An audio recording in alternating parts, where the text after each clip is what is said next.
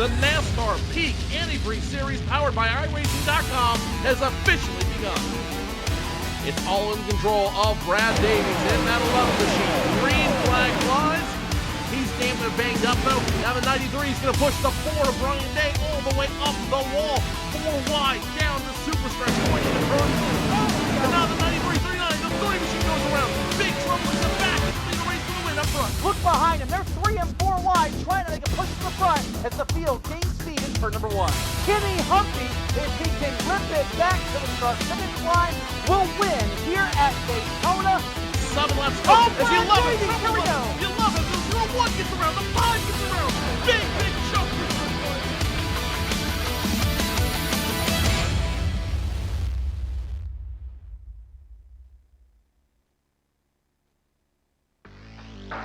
The road to $10,000 rolls the dice this evening at the Las Vegas Motor Speedway. This is round number 2 of 17 on the NASCAR Peak Antifreeze Series, powered by iRacing.com, and we are getting ready for 167 laps around this tricky 1.5-mile oval. Tim Terry, Tony Stevens, Joe Cortez here to call all the action for you. And Tony, we've seen some races here before that have been won on fuel mileage by rolling the dice and gambling a little bit. We've seen some races here won by pure domination. Last year's winner, Marcus Lindsay, led 153 laps of the 167 to win this event. What are we going to see here tonight? I think it's anybody's guess, Tim. This is a whole different season. We saw that at Daytona a couple of weeks ago. The normal players aren't exactly in play, at least from what we saw at Daytona. However, you got the same teams and really some of the guys that were fast in the Pro Series that have been fast in the NASCAR Peak Antifreeze Series as well after just 1 week. So we'll see how it all plays out, but I've got a feeling it's going to be a little racier for the front than maybe what we saw last season. These guys have got their sea legs underneath them, so to speak. And Joe, this is the second season on this new car, and we've seen the competition, the racing get better and better each and every time they've been on the racetrack. Well, something else to consider there as well, Tony. I mean, there's 2 things that's really on top of my mind right now. Number 1, this time last year, we were not at Las Vegas, we were at Phoenix, a completely different track. So being at this track this year will throw in a little bit of a wrench to these guys from where they were last year, but I think it's going to be a welcome, it's going to be a new challenge and opportunity for these guys. Number 2 to that, I don't expect a whole lot of guys rolling the dice this early in the season. Remember, yes, it is a shorter season than the NASCAR season, but the Peak Antifreeze Series, powered by iRacing.com, does allow you a lot of opportunity. And tonight, with the shifting of the guard we saw last week at Daytona, with so many new faces in the top 10, in the top 15, in the top 20 for that matter, the old guard, I think, is going to be shaken up a little bit, and you're going to see a new, rejuvenated, returning group here that's going to get ready to prove their place in the series. And we've got a final couple of drivers here. You mentioned Brandon Cattell finished second last week as well, guys. He sits second. Danny Hansen, Thomas Lewandowski, Brian Schoenberg, top 5. So Tony Stevens, familiar faces and some new faces. And speaking about new faces, 2 weeks ago we welcomed in Peak Antifreeze to this series, and I believe you've caught up with Brian Emmerich, the CMO of Peak Antifreeze.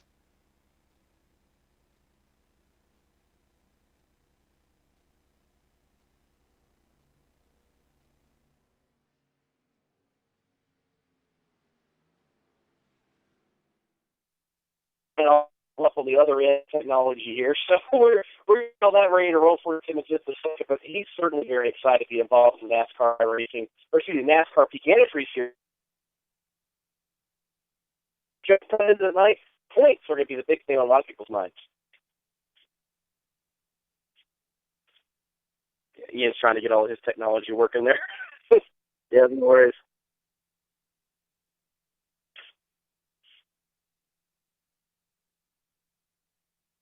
Thanks, Joe. And we've caught up with Brian Emmerich. He's the Chief Marketing Officer for Old World Industries, also known as the parent company for the Peak family of brands and products. And Brian, this, as we talked about last week at Daytona, is really cool, I think, for the sim racing community, number 1, to see a sponsor like Peak come on board. But number 2, it's got to be cool for you guys to be really one of the first major companies that we're really aware of to make a huge investment into a virtual marketing world that a lot of people have not tapped into yet.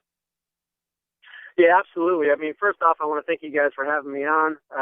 we're super proud to be part of the NASCAR Peak Antifreeze Series. We know that there's race car fans and there's race car drivers of all types and sizes and shapes. And getting involved in something like the NASCAR Peak Antifreeze Series for us was a no-brainer. I mean, we're a small, family-owned company. People think of us as part of a big oil company, but we like to do things different, and we like to get involved with those kinds of series that can really set us apart and let people know that what we're about. And you guys have you made no bones about it. You're always about trying to be a small, I don't say a small business type, but a smaller company making decisions based off of what your interests are, not shareholders or people like that. So what was so attractive about the iRacing platform and what this entire marketing partnership with iRacing and NASCAR and everybody involved, what was so interesting about that for Peak? Well, I think, when you look at the series and you look at the way that they're interacting with folks that have certainly the same skill set, I think, as drivers and the same passions for the sport, they're still the same kind of people that we're going after, that are really focusing on their cars. They're trying to do the things that are right for their cars in the real world. But when we looked at what was going on and what iRacing has done over the years and what they're still continuing to do and pushing going forward, to us, it was just amazing to be part of something that, we know will continue to grow. And hopefully, and I'm hoping that people recognize that we're part of this and we're going to continue to be part of this. We've got a 3-year deal. I'm sure we'll continue on after that. When they make some choices at the shelf, think about the guys that are supporting what their passions are, because that is really what we're about. We're about getting involved with people that are passionate about cars and about racing. And whether it's through NASCAR, whether it's through NHRA, whether it's through truck racing, or even things like 24 Hours of Lemons, those are the things and those are the people that we love to interact with and we love to have as our customers. And I think it's a perfect match, at least from where I stand, because, a lot of people have talked about how to get the virtual people now, the kids coming into the automotive marketplace, how do you get them hooked into racing, into being more of a car person? And that's a conversation I think a lot of people have had with family, with friends, and I think you guys have made a step towards that with this. But the other thing you guys have done, which is really neat, and it's the second year you've done it, is now you're taking racers from every level, from go-karts and mini stocks up to late models and whatever level they've been to, and giving them a chance in top-notch equipment in the Peak Stock Car Dream Challenge too. And iRacing is also part of that. Tell us a little bit about everything involved in the second incarnation of that contest. Sure. Well, the genesis of this program is something that I had in my head for years about how do we go out and how do we help grassroots racers not only have somebody win this and having us put them in a real car, being part of the Peak team and part of the Michael Waltrip Racing Development Program, but how do we get their stories and their passions out to the general population? How do we drive more awareness there? So, as we drove this program last year and we had 700 plus entries, we brought the top 9 folks to Charlotte. We went to the track for 3 days. We had 10, stock cars. We had go-karts. We had all kinds of things, and we tested them. And we had our NASCAR drivers at the time, still is Clint Boyer, but Michael Waltrip, Ty Norris, who's the general manager at MWR. We brought in Danica Patrick, Brian Vickers, Mark Martin. We brought all these guys in and said, let's showcase these guys on an hour-long TV show so that hopefully the winner gets a chance to move on, but also those other drivers get an opportunity to show what they're about. And so as we looked at year 2, we said, how do we make that bigger and better? Because we felt we were very successful in year one. And that's when we started talking to the folks at iRacing. Really enjoyed the time I spent with those folks. Great people. And we realized, hey, let's do more not only with sim racing, but let's integrate folks from that community into the Stock Car Dreams Challenge. And that's where we said, hey, one thing we're going to do is let's have the champion from last year be part of that group that goes to Charlotte, but also let's create a series on iRacing so the winner of that series can then also become part of that group that we take to Charlotte and we test and we ultimately find a winner. So it's a great way to not only bring grassroots racers up, but also bring folks from the sim community into the real world, put them in some real race cars, train and test them in lots of different ways, and just see how successful they can be. I think it's absolutely great what you're doing with that. It's really cool that you can, we've talked about it before in broadcast, sign up for iRacing, be good at your craft, and get a top-notch ride with a top-notch team thanks to a great company like Peak Automotive with what you guys are doing with this contest. I think it's absolutely amazing. Now, we're only a couple minutes from Grid and Cars on the racetrack, Brian, and I know you guys pay attention to some of this stuff, and you've got a new paint scheme now in Tyler Hudson's car this week. As you talked about, he being the defending NASCAR Series champion, but who do you pick to win tonight? Who do you pick to be strong? Well, you know what? I don't claim to be knowledgeable enough about what's going on. I hope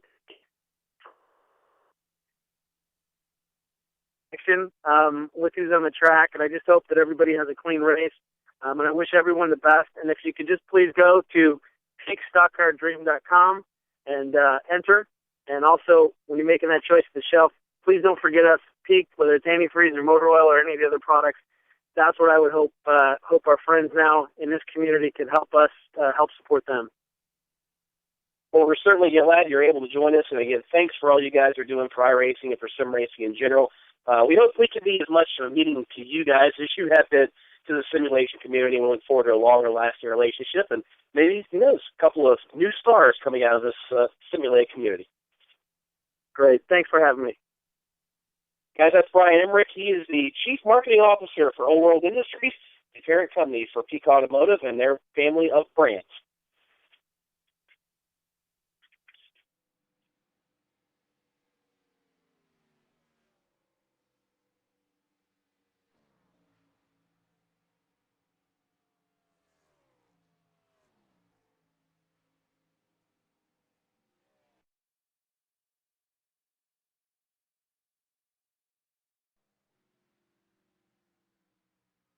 Lap event, Las Vegas.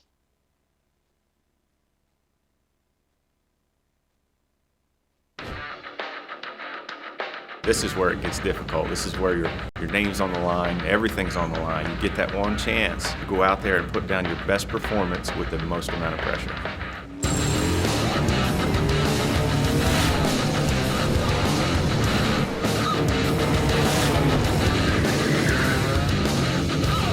You got to take this race car, this whole new group of people, go to the racetrack, somehow impress them, and oh, by the way, you got to do it now.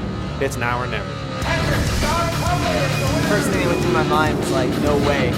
Just be real important to try to figure out how to put the tires under him and run a smart 150 laps. They might bump him around a little bit, but what doesn't kill you makes you stronger.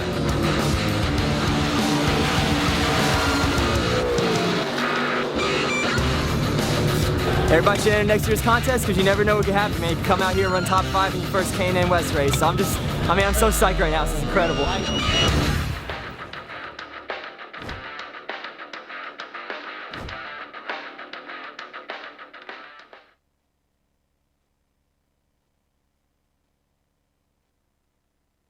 Moments away from the green flag at the Las Vegas Motor Speedway, let's go down our starting grid for round number 2 of the NASCAR Peak Antifreeze Series, powered by iRacing.com, and it's all Cody Bias Racing on the front row. Alex Ward in the 82 puts up a 28.706. To the outside, it is the 27 of Cody Bias. Chris Oberlin in the 47 machine. He'll roll off in the 3rd spot. Then it's Dylan Duvall in the number 15 car outside of him. In the inside of row number 3, Kenny Humpy, last week's winner in the 58 machine, 5th. Adam Gill in the 8, starts 6th. Your next row sees Brandon Schmidt in the 3 to the outside, 34, Matt Busa. Chad Lawton and Danny Hansen are going to make up row number 5. Row number 6, Brandon Cattell on the inside, Jake Sturgis on the outside. Mitchell Hunt rolls off 13th. To his outside, Michael J. Johnson. Rob Ackley and Josh Lawton in the 40 will make up row number 8. Row number 9, the inside belongs to Justin Bolton in the 36. On the outside, the Peak Machine, the Tyler Hudson, your defending champion. You got Rich Doucette in the 1, rolling off 19th. To his outside, the 4 is Brian Day. PJ Sturgis and Brian Schoenberg go 21 and 22. Position number 23 belongs to Robert Hall in the 30, Brandon Hoff in the 23, 24. Slip Angle Motorsports, the 2 of Ray Alfala, 25th, Byron Daly, 26th. Brad Davies and Kevin King, familiar names, roll off in the 14th row. Row number 15, Justin Trombley on the inside, Ashley Miller on the outside. Brad Mahar rolls off 31st, 32nd, Peter Bennett. Michael Connie and Thomas Lewandowski roll 33 and 34. 35 and 36 belongs to Josh Houck and Brandon Hawk and Josh Berry. Got Carson McClellan rolling off 37th, 38th, Brandon Bowie. Kwame Ajay and Brian Blackford make up the 20th row. And starting at the tail end of the field, the 89 of Landon Harrison, the 05 of Nick Ottinger, and the 6 of Trey Edson. 43 cars getting ready to see the green flag. The iRacing pace car getting ready to head to the infield, and the field will be in command of the 82 car of Alex Warren. Pace car is in, and we are getting ready to see this thing fly for 167 laps. Alex Warren on the hammer. We are green. Green is out, Tim, and on the jump, look at Alex Warren. He was shot out of a cannon, and look behind him now, Chris Overland looking racy as well. He's trying to move up from that second row starting spot. Nothing there. He'll race side by side with the number 15 car of Dylan Duval as they work down the back straightaway into turn 3 for the first time, Joe.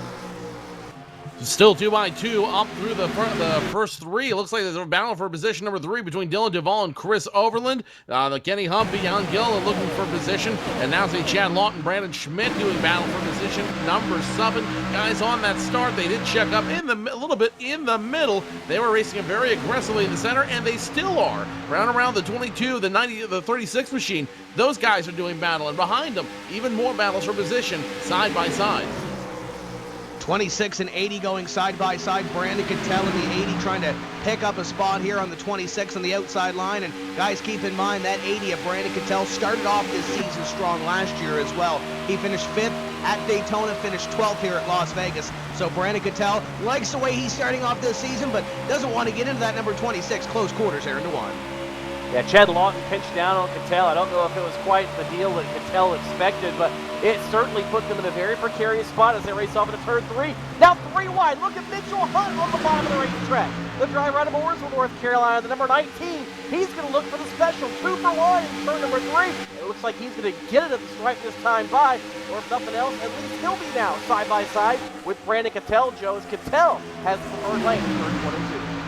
Cattell trying to make everything work on that preferred lane, the high side, the fast way to get around this track, as behind him the 26 almost makes contact with the wall. Cattell strong. Mitchell Hunt wants to be that much stronger, and he's got a nice little draft of guys behind him. They're going to give him the push and ultimately give him the advantage. Mitchell Hunt score him a position up. Brandon Cattell now in position number 9 as he attempts the crossover. Looking for the crossover move just behind him. Jake Sturgis trying to make a move as well. You ride on board with Danny Hansen. You see that 41 to the back bumper. You see out front the 80 of Brandon Cattell as they try to make the moves here early. We work lap number 5 down the back straightaway as these guys just trying to pick their moves right now, Tony. Oh, trouble behind him. Matt Busa nearly goes around. Somehow he saved it.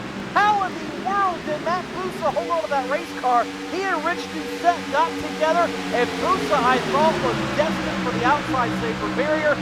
Somehow, Joe, he was able to hold on to it. What a great piece of driving by both of those drivers. And hey, look at that.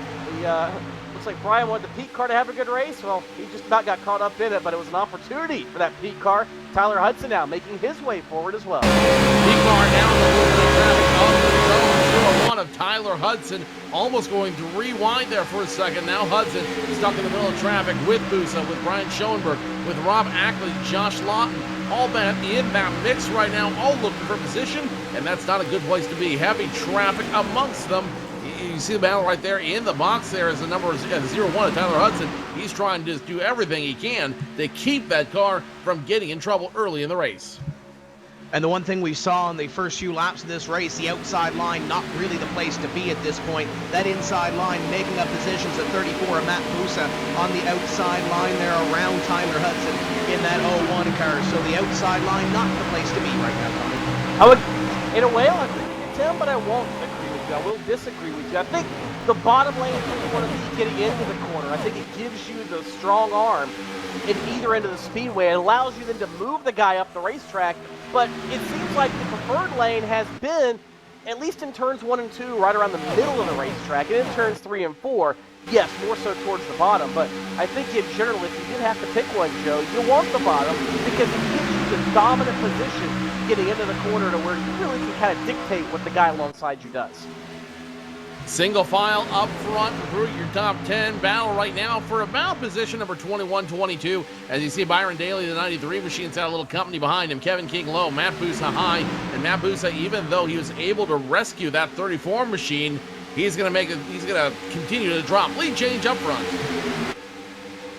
And it's going to be the 27 of Cody Bias leading a lap here. Alex Warren falling back to position number 2. Dylan Duval in third, and Kenny Humpy is sitting there in fourth. Your second place in the Pro Series points. He's looking to pick up his second win as he goes to the inside, and Tony wasting little time once again as he's looking to take his second consecutive victory in the series.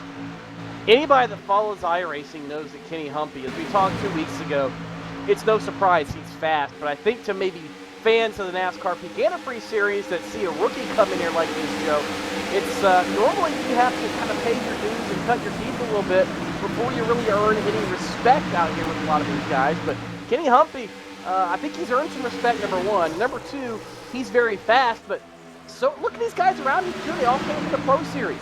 Bias and Chris Overland, I mean, these are guys that last year we talked about 20th and 25th all night. They've really done their homework in the offseason, and this group of drivers has certainly proven themselves to be worthy. They were fast 2 weeks ago at Daytona as well. As you look at Kenny Humpy, if you are a fan of sim racing in general, if you're going to go back to the DMP days, to the Golden Palace 400 days, to all those days, you would know that Kenny Humpy is synonymous with a lot of that. And now as you see him move his way up to position number 2, I think Kenny Humpy has finally hit the stride of his career. And right now he is looking to really create the golden era of things. Remember, back then, there was no Peak Antifreeze series powered by iRacing. There was no $10,000 prize at the end of the line. If you got into the Golden Palace 400, it was a one-off show. If you got to the Open Server 500, it was a one-off show. Now Kenny Humpy has a chance to really show what he's made of and really compete at that high level. As you see the 82 of Alex Warren start to have a little bit of electrical issues in that machine. And keep in mind, Kenny Humpy knows pressure. He won a Landon Castle qualifying challenge event. I believe that was the 2K event that he won a couple of seasons ago. And now he is looking for the lead on Cody Bias in the number 27. And Tony, I spoke to a couple of those teammates of Cody Bias Racing, and he's looking now low. Kenny Humpy is for the lead position. The Cody Bias Racing team likes their setups, but right now they're going to like it from at least position number 2 as Kenny Humpy goes by in the NRT servers. Number 58 is going to lead his first lap to complete lap 14 here. Again, Tim, no surprise the Humpy is out front, but I think it is a surprise who's not up front right now. Who do you think of when you think of the NASCAR Peak Antifreeze series? You think of Ray Alfalo, you think of Kevin King, you think of Brian Schoenberg in recent races, all these big names, Tyler Hudson, of course, the defending champion. Where are they at? Right now, nowhere to be seen, Joe. Ottinger, the wins leader from last season, 34. Alfala is 31st. Let's look here. Tyler Hudson's one of the best running drivers of that group. He's in 14th. Check that. 13th now with Brian Schoenberg right behind him. Is this maybe a changing of the guard that we're seeing in the first 2 races of the season, you think? That's exactly what I said in the pre-race show. We saw a little bit of a challenge to the guard. I think that depending on what happens tonight, it could be an official changing of the guard. Kevin King now starting to struggle as he's stuck on that high side. Brad Davies gets around him in the 11. The 34 of Matt Busa looking to do the same behind him. More battles. Brian Day, the Plan B sales driver, running side by side with Ashley Miller. Behind him, 2 more. PJ Surgis working side by side with the number 16 of Tom Lewandowski, and they're going to continue to run the box formation as they start to settle it out. Nobody wants to get caught up in a wreck this early in a race. Alex Warren has lost connection to the server, which means he is going to fall from what was 3rd place in the number 82 car. And you see a lot of this starting to form. Tony, we mentioned 2 seasons ago, this race came down to fuel mileage. Jake Sturgis won the race. He got a caution with about 20 laps to go. Got a couple more cautions to boot. Stayed out, ended up holding off the field and winning the race. Jake Sturgis, though, it was no fluke. He's running in 10th right now. That's where he finished at this event 1 season ago. This is looking like a green flag run, at least at this point. This could very well end up being another one of those strategy races where you have to plan your pit stops and plan how much gas you put into these race cars. Yeah, you really do, Tim. I mean, 250 miles is a long time here at Vegas, but you know what else it is? It's right on the cusp of making it on 2 pit stops. I mean, we're talking close. If you milk it just enough, you can probably make it on 2 pit stops. It's gonna be a little difficult, but I think it can be done. And I think, Joe, that maybe somebody further back in the field that doesn't have the fast race car, maybe they're gonna be the ones that try it. A lot of guys are going to try it. If anyone's going to roll the dice out here, you're going to see them roll the dice with the fuel mileage game, and you're going to see them roll the dice with the pit strategy game. And that could be where this race is won and lost. We talk about it often as you ride along the rear bumper now of that 32 machine. It's Danny Hansen. Jake Sturgis immediately behind him. Sturgis dispatches him with ease. Sturgis now solidly in the top 10 in position number 9. We've talked about guys often. The race can be won and lost on pit road. And tonight, if it comes down to it, if it comes down to strategy, that's where you're going to see the real racing out. You're probably going to see somebody play that wild card, roll the dice, and get lucky here, at least at some point in this race. Alex Warren returning to the racetrack in the 82 car as well, as he has those issues. Tony, that's one thing you don't want to see early in this race, and especially with this series. If you have a tough run at Daytona, yes, you do have one drop race. Your best 16 races count towards a championship, but in the case of Alex Warren, he really can't afford another bad race.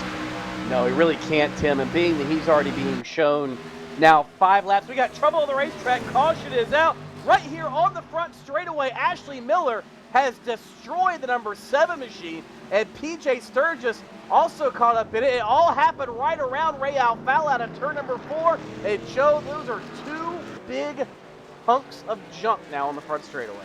2 big hunks of junk inadvertently caused, it looks like, involving a big name. It's going to be Ray Alfala that ended up getting into the 57 machine. It looks like coming off of turns number 3 and 4. Not sure if Alfala took the turn wide with the 57, tried to cut him off, but in any event, poor move for PJ Sturgis. It backfired in his favor. He bet it all on the roulette table, and he lost out there. The 7 machine of Ashley Miller doing the exact same thing, and those 2 machines, count them out, they are done for the night. And we mentioned as well a lot of big names back there. You mentioned Ray Alfala getting caught up in that. That was right around where Nick Ottinger was running, Mike Conti, all those other drivers back there. That's really where you don't want to be in that hornet's nest should something happen like that and you end up maybe making a little bit of contact, having to come down pit road, get adjustments made, and a little bit of damage fixed to that race car in order to make it just that little bit better and knock you from, you know, the 25th place-ish where you were running back to maybe 35th or so. Speaking about pit road, it's about to be a very busy place as it looks like Kenny Humpy is coming down pit road, and he is going to bring a whole host of friends along with him. Looks like at least your top 10, and I would say probably, Tony, 7/8 of this field coming onto pit road. Yeah, it looks like everybody is on pit road, Tim. I don't think there'll be anybody that stays on the racetrack. Well, as soon as I say that, well, never mind. Alex Warren does because he's multiple laps down. But everybody that's eligible to pit is doing so. And it looks like it's going to be at least 2 tires, if not 4, and a full tank of fuel for most of the leaders. Humpy service now halfway through. Right side service complete. Crew will work around to the left side of the car. And in fact, it will be 4 brand new virtual Goodyear Racing Eagles on the NRT service car. Cody Bias is going to win the race off pit road. Chris Overland second. Humpy, Duval, and then it looks like the number 3 machine of Brandon Schmidt going to come out 5th on the battle off pit road, but not the stop that Kenny Humpy wanted. Came in leading, Joe, ends up leading in the 3rd place.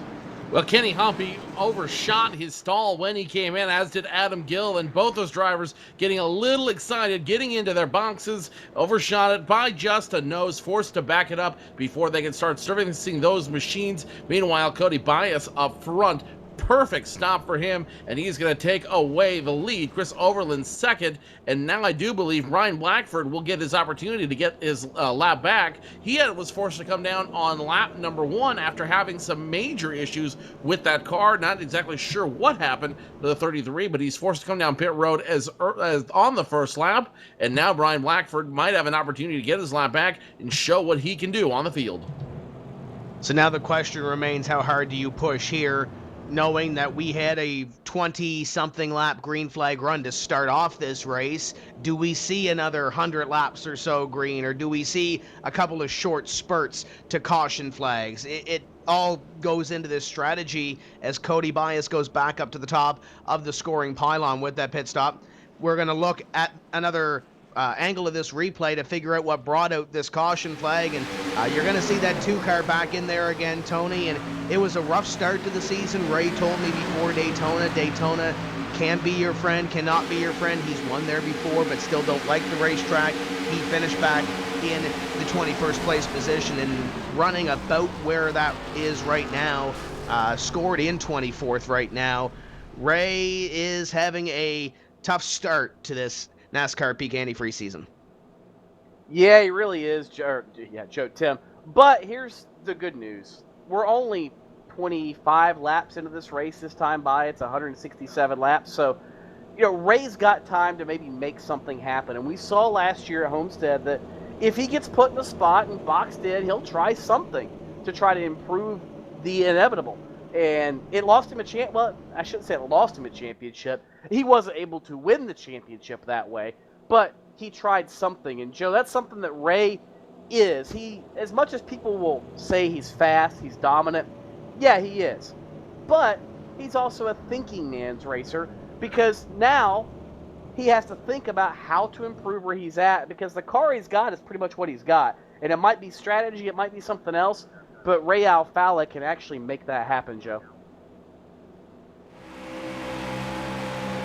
Yeah, but the good news is that, for as being involved in that incident, that number 2 machine, Ray Alfalla, got probably the better part of the incident. Not only did he still picked up those two positions he was gunning for, but he also didn't get the most damage. When you look at Sturgis, when you look at Miller, both those drivers having heavy amounts of damage now. The 7 will continue to limp around the track. The 57 is done. For those of you looking for the live scoring, we are having some technical difficulties with it tonight here on the in the show. You can check it out if you're looking for it online. You can check it out at timing.psrtv.com, timing.psrtv.com. You can also see it on our player at PSRTV. So we get ready to go back to green flag racing. Cody Bias is your leader. Chris Overland in second, your Pro Series champion on the outside. Another driver that really had some tough luck at Daytona, finished in position 36 there. Kenny Humpy, Dylan Duval, Brandon Schmidt, your top 5, with Chad Lawton, Adam Gilliland, Mitchell Hunt, Jake Sturgis, and Justin Bolton completing your top 10.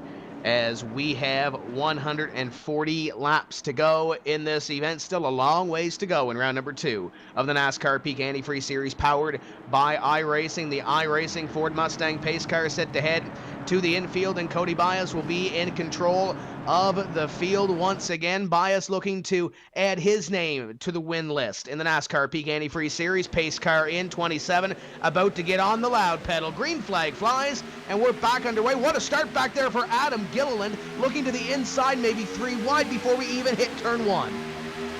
He thought about it, Tim, and for a moment there, well, there was no moment. He was on the apron, and he was doing more than thinking about it. He was acting on it. But Gilliland decided not to make it 3 wide in turn 1. Probably a smart move on cold tires this early in the race. And that's the difference, Joe, between Adam Gilliland from maybe a year and a half ago, and the Adam Gilliland now. A year and a half ago, Adam Gilliland might have made that move. We might have had big chunk in turn 1. As I've said before, discretion is the better part of valor, and Adam Gilliland is learning that, and more importantly, demonstrating that on the track. Though Gilliland now trying to get around that 19 of Mitchell Hunt. He needs a little bit of help, though. He needs someone to give him the shove. The 41 now going to try to help him do that. No, he's going to force the number 8 back in line and try to take the position for himself. And look who's broken into the top 10 for the first time tonight. Your defending champion, Tyler Hudson, after being in a very hairy situation before the caution flag, now mixing it up in the top 10. And you got a feeling, if you just look at that blue P car right now, that blue P Ford Fusion, he is not done. He is not done looking for positions. He's just getting started tonight. Finished 4th in this event 1 season ago, did Tyler Hudson, looking to better that by 3 spots, but he's now on the outside as here comes Danny Hansen to the inside in the 32, or at least looked in corner number 3. Nothing doing there. Going to try to get back to the inside of the 01. 01 slams the door. 41 and 8 side by side in front of them as Jake Sturgis will pick up a spot on Adam Gilliland, and Gilliland now has to defend from the 01. 32 has a car to the outside of him now. That is the 40 of Josh Lawton as they go toe-to-toe down the back straightaway. And it almost looks like right now, guys, that Jake Sturgis is holding this group up. You see Dillon now being shuffled at top. Oh, he got big trouble. Turn number 3. That looked like maybe Michael Johnson got shoved to the outside wall. It was a black and blue car. It appeared to be his, but major issues for Michael Johnson, and looks like his night has taken a turn for the worse, Joe. And looks like maybe Brad Davies caught a piece of that one as well. Almost 3 wide going into turn number 3. The 36 in front of them. That 36 wanted Justin Bolton, but it was about the 11 and the 39 as the 39 tried to make that aggressive move. Michael Johnson tried to get underneath the 11. Didn't work. The 11 instead makes contact with him. The 11 walks away with a little bit of damage. The 39 walks away with a completely flat side, completely flat left side. We've got the webcam on him. We're going to pull that up just for a moment. I'm sure you're going to see a very dejected Michael Johnson, to say the least. And I think there's a couple of drivers behind them holding their breath, trying to get through that. Byron Daly being one of them, trying to weave his way through that. And Tony, Joe mentioned something there, a little bit of contact on the rear of that 11 of Brad Davies. Not sure how much damage that he will have, as I believe Mitchell Hunt is going to come on to pit road, as is Adam Gilliland. So about a handful coming down to pit road, and of course Davies is as well. One thing I was going to mention, Tony, is that rear suspension, that left rear corner, very vulnerable part on this iRacing race car. It didn't look like Brad Davies got hit a whole lot on that corner, but there could be some damage suspension-wise that we might not see.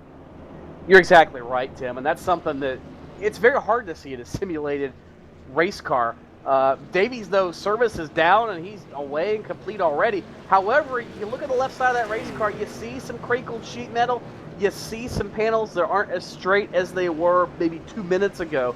And Joe, that's something that I think is going to have to be some cause for concern, because these cars are so, well, they're not just equally matched, they're equally built, literally, because they're all racing the same race car. The only difference is the setup. Any disadvantage you have in a place like Las Vegas, such as this crinkled sheet metal on Brad Davies' car, could be a major disadvantage. It's something we'll have to see how it plays out, how, or for that matter, if it affects the 11 car. But I think that's something a lot of people are going to have to look at, and Brad Davies, I'm certain, is going to be very, very closely paying attention to it as well. Well, absolutely. This is something you have to be cognizant of in the NASCAR Peak Antifreeze Series powered by iRacing.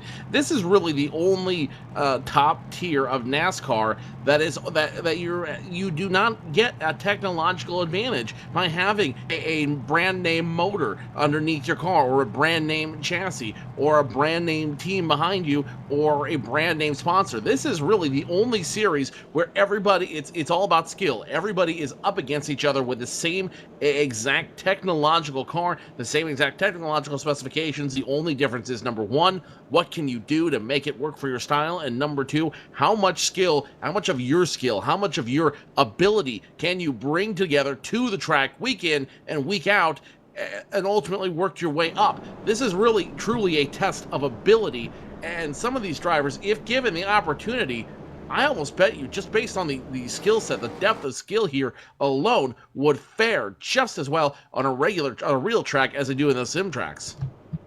You mentioned some of those teams that we have here, Joe. I want to mention Dylan Duval in the 15. He's one of those drivers that's the go or go home per se in this series. We have 10 drivers that are fighting for the final spots in this series that are not currently taken up by the NASCAR Peak Antifreeze Series licensed drivers. And Duval did a fairly good job this evening. He locked himself in to the grid by qualifying in P4. He still sits in position number 4. And this week, big announcement for them, OMG Clusters coming on board with the number 15. It's a Canadian company. If you're familiar with Clodhoppers, the folks there came up with the new candy. Arlene Dickinson came on board with Dragon's Den, and he's putting up a pretty good run so far in position number 4. And Tony, you know me, I like food, I like candy. I actually went to my local Atlantic Superstore today and picked up a couple of bags of candy. I started the broadcast with one bag, but the dark chocolate graham clusters and almonds and toffee bits that I had, they're gone. Gonna need another bag. Tim, but they do look good. Just looking at that race car, I had no idea what the company was. You just told me I was going to do a little bit of research. I kind of figured it might have been a Canadian company. but doggone, that thing looks good on the racetrack. It kind of reminds me of the old Tommy Ellis Grand National scheme, and the same similar type of company was involved. So, you know, I might have to come to Canada to get some of those. Joe, actually, are they available anywhere in the States at all, Tim? Actually, they are. They just came into Sam's Club in the States a couple of weeks ago. So if you have a local Sam's Club, run out, grab some OMG candies. You're definitely going to want to grab more than one bag because they are definitely something you want to munch on if you're in Canada. Most of your local convenience stores, Atlantic Superstore locations, Shoppers Drug Mart, list goes on and on. OMGs.ca is the place to go for all the candy needs for that. And I'm definitely going to need a couple more bags in the next couple of broadcasts or next couple of days. Yeah, exactly. Canadian company, Canadian broadcaster, just leave it at that. Cody Biaso is getting ready to take the green flag here. We'll leave the candy situation for a moment. Kenny Humpy, Chris Overland, Dylan Duvall, Chad Lawton, your top 5, with Brandon Schmidt, Jake Sturgis, Tyler Hudson, and the rest of the field getting ready to go green. The iRacing pace car is off, and Bias in control of this field once again. 34 laps completed here, and we are back underway. Look at Chris Overland on the inside, the double clutch, number 47, to the inside of the 58. It's the Pro Series all over again. Now Overland almost looking at Bias for the lead position. He thought about it, Tony. He thought about it. He nearly had a nose there, but couldn't quite pull it off. Now Overland going to fall back into that 3rd spot. Look at Duvall. Look at the top side now of Overland in turn number 3. Nothing there yet. Lawton going to look underneath Duvall now, so Lawton might be able to move up to the 4th spot as we work off turn number 4. Like we talked about earlier, Joe, it's not the race we saw last year. Yes, if you're up front, you've got a good car, you can stay there, but it's a much racier race, and just because you're out front doesn't mean you're going to be there all night. You're going to have some challenges. And we just saw a huge challenge for the 58 of Kenny Humpy on that outside line. Makes the first outside line pass for the night. That 58 machine, for a 2nd week in a row, has something very, very special in it. I don't know if it's a chip in the shoulder. I don't know if it's passion, pride, whatever it is. But you cannot doubt Kenny Humpy, the 58 machine, is once again back up front. The Cody Bias right behind him. Now the battle is for position number 3 as they almost go 3 wide. Overland, Dylan Duvall in the mix, Chad Lawton in the mix, Brandon Schmidt in the mix, Jake Sturgis in the mix as well. All these guys looking for position. Oh, and there's some guy named Tyler Hudson. He's in that battle as well. He could turn 8th to 5th very, very quickly.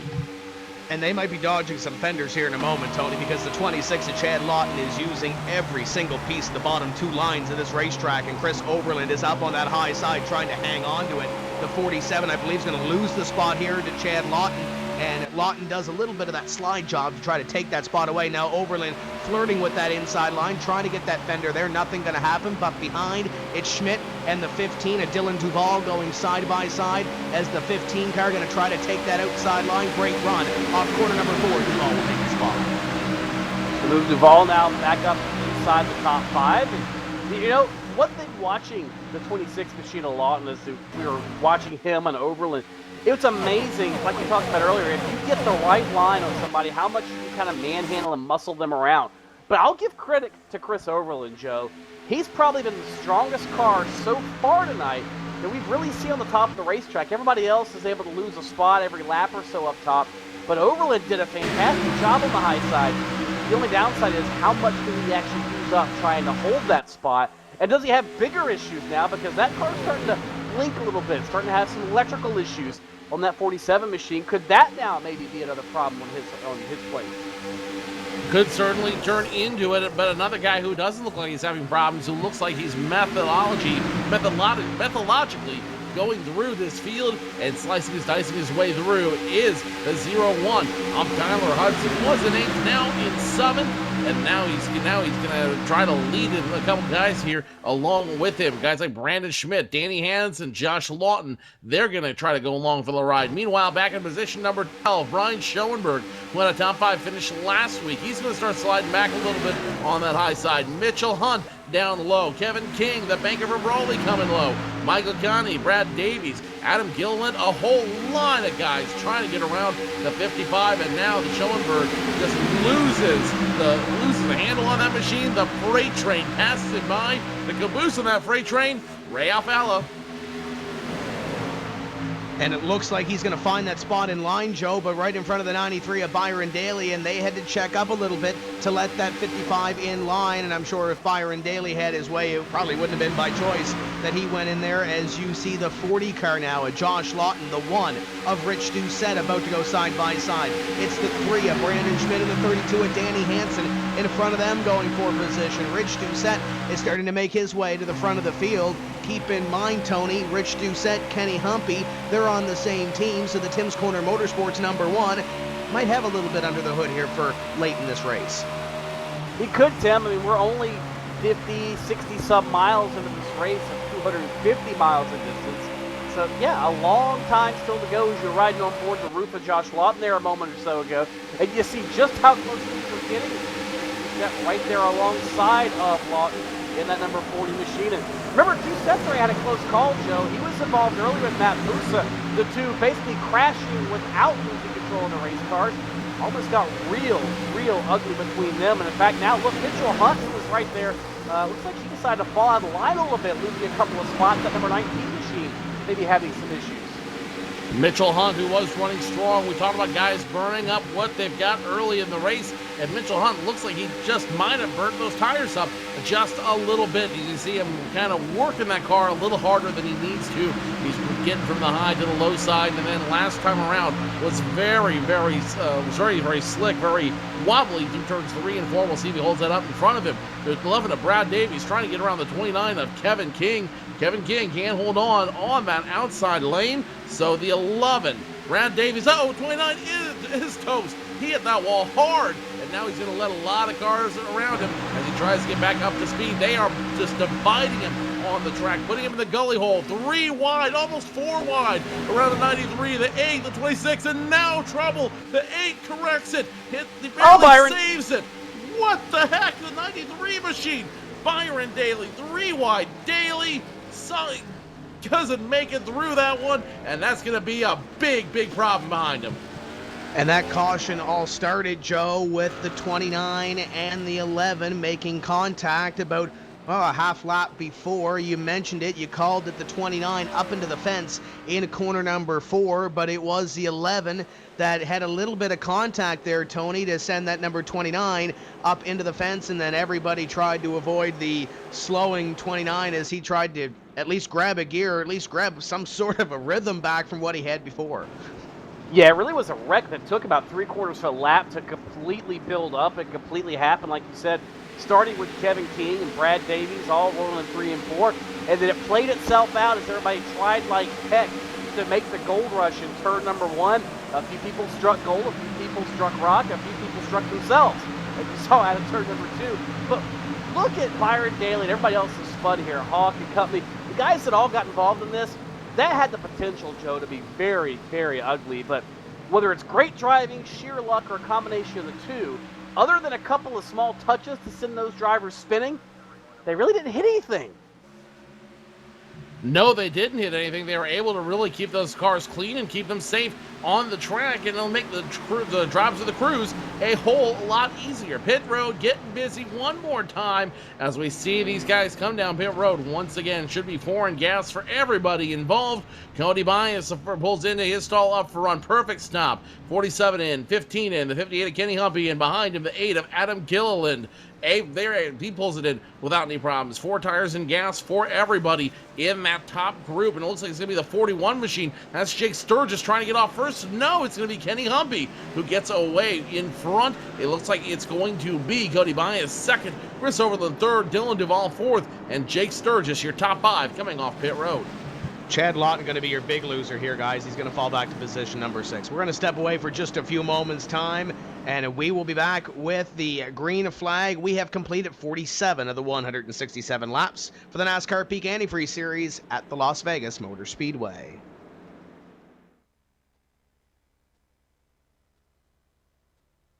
What's inside Peak Antifreeze? 65 years of experience hot and cold protection from an independent, family-owned business that's never been afraid to give you exactly what's right for your engine and your wallet. Peak. Run true.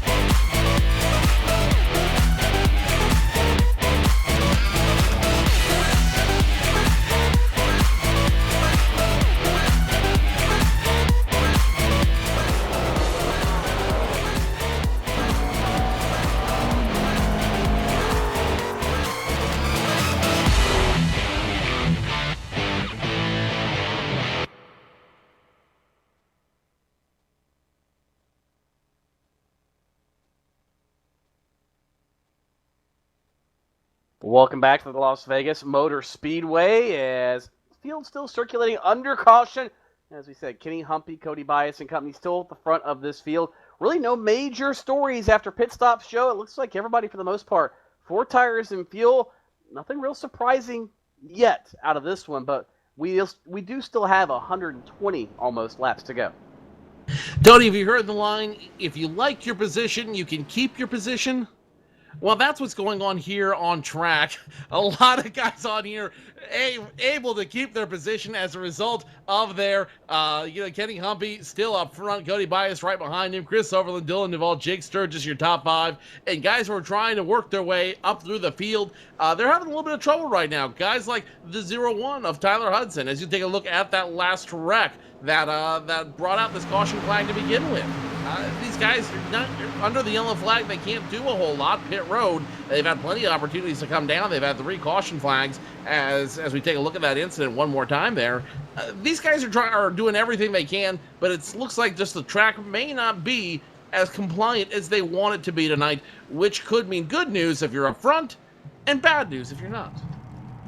And it's about to get exciting once again as the pace car has the field doubled up behind it. Kenny Humpy, Cody Bias, Chris Overland, Dylan Duvall, and Jake Sturgis. Your top 5 off pit road: Chad Lawton, Tyler Hudson, Brandon Schmidt, Danny Hansen, and Rich Doucette in position number 10. Saw Rich Doucette get a little aggressive prior to that caution flag, Tony. I'm not sure if he's done trying to make his way to the front of the field. I know his qualifying effort wasn't as good as he wanted it to be back in position number 19, but he's sitting in position number 10 on the outside. He's got Danny Hansen there, who finished 3rd at Daytona. You've got a couple of guys that were really strong at Daytona looking to carry that momentum so they don't have to per se use that drop race at this point in the season. But Kenny Humpy out in front, trying to go 2 for 2. Won at Daytona, 47 points. He's got 4 points up on position number 2 in the standings.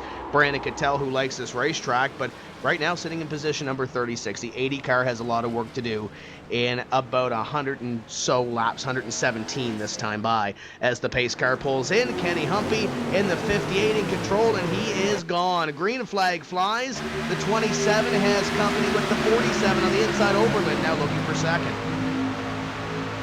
Overland once again thinking about it in turns 1 and 2, and this time looks like he'll clear, yes, Cody Bias. Off of turn number 2, so Overland finding a little bit of steam on the bottom of the racetrack.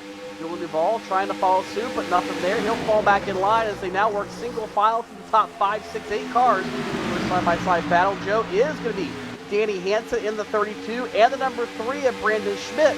That's battle for 8th as they cross the stripe.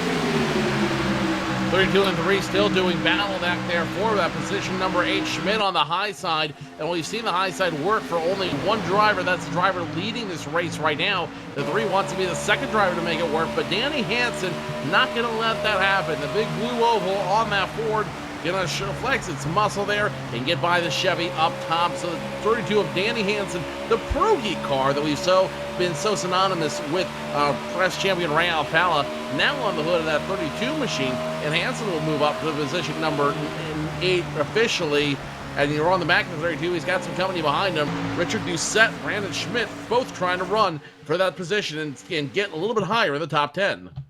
Ooh, close quarter there for the 1 and the 3 as they almost make a little bit of contact off the corner. They get single file, and now the 3 is trying to stop the bleeding, but he's got the 40, the 11, the 19 lined up behind, and then a side-by-side battle between 5 and 2. Conti makes the move on Alfala, and here comes Nick Ottinger, and there's a name we haven't talked a whole lot about this evening. The Ream Chevrolet to the inside of the number 2 of Ray Alfala. He will pick up a spot, and Josh Berry also trying to come through on the 88 as he works to the bottom side of the 2.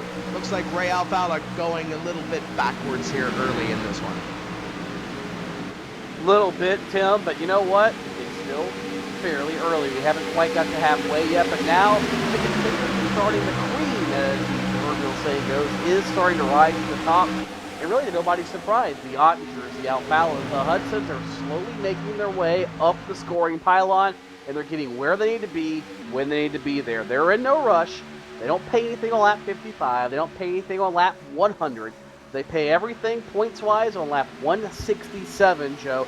That's the one that matters here tonight, and the seasoned veterans, I think, know that, and they've got that in mind, and they continue to work toward the end of this race. As you mentioned that, Tony, something I've been noticing even from a lot of the veterans is through the turns, they're getting a little bit of wiggle. You saw Ray Alfala wiggle about 2 laps ago as they worked through that turn. Now everybody's pretty much single file through the field, but that wiggle's got to be a little bit concerning. And this has been said before, in order to finish first you must finish, and a lot of these guys here are trying to do just that at this juncture of the race. You don't win it with 100 and some laps left to go. You win it at lap 167 when the checkered flag flies, and you're starting to see some of that conservation come into play. We've already had 3 caution flags, and none of these drivers throughout this field want to be involved in caution flag number 4. The top few drivers starting to spread themselves away from the rest of this field. The 27 looking at the 47 for position 2 as Cody Bias looks to take that second place spot away from the double clutch number 47. The 41 of Jake Sturgis has company with the 1 of Rich Doucette. That is for positions 8 and 9 respectively. And it looks like Brandon Schmidt just behind this number 1, which you ride on the roof of, is still trying to hold off Josh Lawton in the number 40. And not a bad run for Josh Lawton back there as well, Tony. He's running in the top 10, or about to be in the top 10, as he moves underneath the number 3 of Brandon Schmidt to put the 40 car almost in the top 10. There was a little bit of a wiggle there. The 3 going to get a little momentum on the outside. They're going to be dead even at the line. The 3 had the spot at the stripe. Barely, but now Lawton's going to have that preferred lane in turn number 1. He can shove Schmidt up the racetrack. Chooses not to do it quite to the extent we saw earlier, but oh, hello out of turn number 2. Josh Lawton had to hold on to that one, and that's something we've seen on both ends of the racetrack, Joe. We've seen cars that are being pinched down get loose. We saw it with Ray Alfala when he used that incident earlier that took out Ashley Miller and Jay Sturgis. Possibly a little bit of aero loose or just simply mechanical loose trying to pinch that car down. Either way, we just saw it again with Josh Lawton, and I got a feeling it's not going to be the last time we see it tonight either. The 11 machine of Brad Davies has some competition behind him. Nick Ottinger, the 05 machine, now starting to wake up a little bit in this race. Mitchell Hunt, Michael Connie also in the mix. Connie slapped the wall just a little bit. And now look at the 05 of Nick Ottinger. Started 29th on this field, and now has worked his way up to position number 12 from left field. The left field wall all the way back now, almost in the top 10. The man who won the most amount of races last season now starting to wake up a little bit and starting to bring that Ream machine forward. Keep in mind, he also had a rough start to the 2013 season at Daytona. He had a rough start to the 2014 season at Daytona as well, finishing 38th and having to claw out of that hole once again. But as we mentioned, Tony, you have one drop race in this series. As you look at the 5 of Mike Conti, there's a driver that missed Daytona to start the season last year as he works past number 11 of Brad Davies. Conti working his way back up 8th in the point standings after one race as he tries to hunt down the 19, no pun intended, of Mitchell Hunt. Certainly trying, and right now I think he's having a little bit of success at doing so. But you talk back again about Nick Ottinger right in front of this group, and you know who he reminds me a little bit of, Tim? He reminds me a little bit, at least in the race car, of a Tony Stewart. Remember, Tony Stewart's notorious for getting a slow start to the season. Everybody jokes about how he's still frozen and he doesn't come out till the oil starts seeping out of the racetrack. Now, while we don't have that on iRacing, I think there's something to be said, Joe, for just kind of getting into a groove and getting comfortable with what you have. And that's kind of what Nick Ottinger reminds me of, is a Tony Stewart.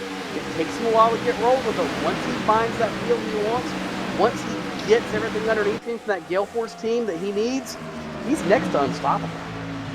As Nick Ottinger picks up another position, this time passing the 40 of Josh Lawton. Nick Ottinger, he really shows his muscle at the tracks a mile and a half and shorter. Last year, Las Vegas Motor Speedway was week number 2, but after that, after getting the rust shaken off him, he had wins at Texas. He had a win at Kansas. He had a win at Kentucky.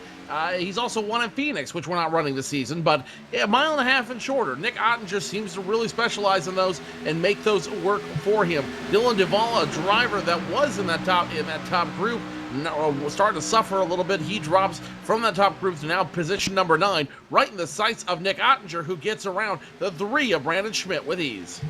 And keep in mind, he had a couple of issues last season with his internet provider dropping his internet connection throughout the races. There's 1 or 2 more that Joe and Tony, he could have very well won as well. So Nick Ottinger is one of those drivers that could very well walk away with this NASCAR Peak Antifreeze Series championship in the next 16 races when we talk about crowning a champion at Homestead at the end of the year. But right now, he's proving that he is here, and he is here to compete as he has clawed his way up into the top 10. A great run in this green flag section of the race for the 05 Ottinger. And there's a driver in front of him that is falling back. It's Dylan Duvall in the 15. He was 4th when we dropped the green flag about a dozen or so laps ago, and now he sits just in front of the 05 of Nick Ottinger. Tim, I figured it out. I know why Dylan Duvall's having problems right now. It's quite simple. It took me 100 miles to figure it out, but you know why? I'm going to assume that he's trying to eat and drive at the same time. No. The team mistook the caramel for wheel bearing grease, and they tried greasing the hub with sticky caramel. Okay, maybe not. It's a virtual car, but close enough. We can have any sort of excuse we want. Speaking of cool stuff like OMG's candies, look at Landon Harrison here on the webcam. You see him now working that number 89 machine is way up ahead of him. Brandon Schmidt and Mitchell Hunt nearly had an encounter getting into turn number 3, but Harrison's doing, well, he's doing work right now, Joe. He's not really having the greatest of runs. He started back towards the tail of the field, and well, quite frankly, he's still there at 31st, but, Landon's, he intentionally took a slow lap to start the race, and it makes me wonder if maybe he's trying to challenge himself to drive through the field. You don't see that very often that somebody intentionally gives up track position. Not usually often, not very often, but if anyone can do it, it's Landon Harrison. He's a decorated veteran here in the iRacing sim, in the car tomorrow in the Gen 6 car. So if there's anyone who can figure it out, it's going to be him. Back up to position number 2, Cody Bias, a 27 machine. He has now found his way back in second, passing Chris Overland for position number 3. And Tyler Hudson looks like he just literally picked up where he left off last year at Las Vegas Motor Speedway, now in position number 4. Tyler Hudson, he's been working all offseason and into this season, trying to not only defend, but defend with a vengeance his championship. And now you see the 47 and 01 right there, about less than a half a car length between those two drivers. Tyler Hudson looking to prove why he deserves to be in this top tier, in this elite field of NASCAR iRacing drivers.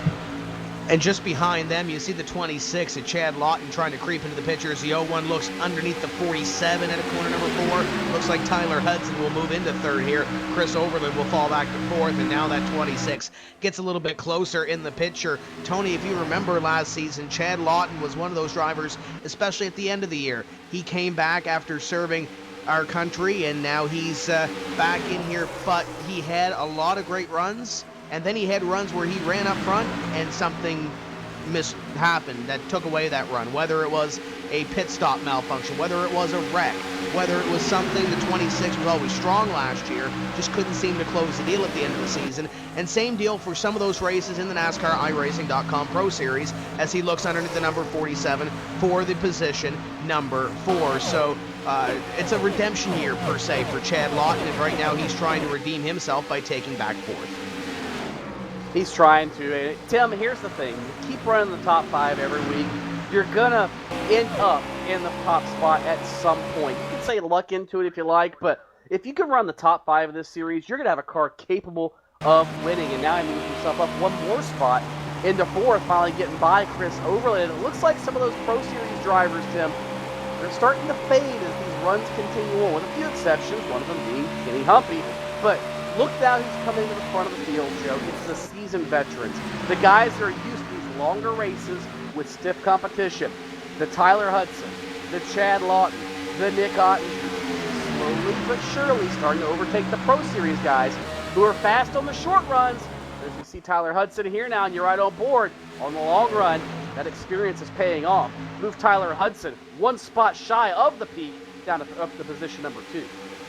But as you say that, Tony, keep this in mind as well. Of your top 6 drivers on track right this moment, 5 of them came from the Pro Series. 5 of them were not on track last year. 5 of them were not even sniffing the lightest sense of fuel fumes at this level this time last year. So the competition is improving. The competition is changing.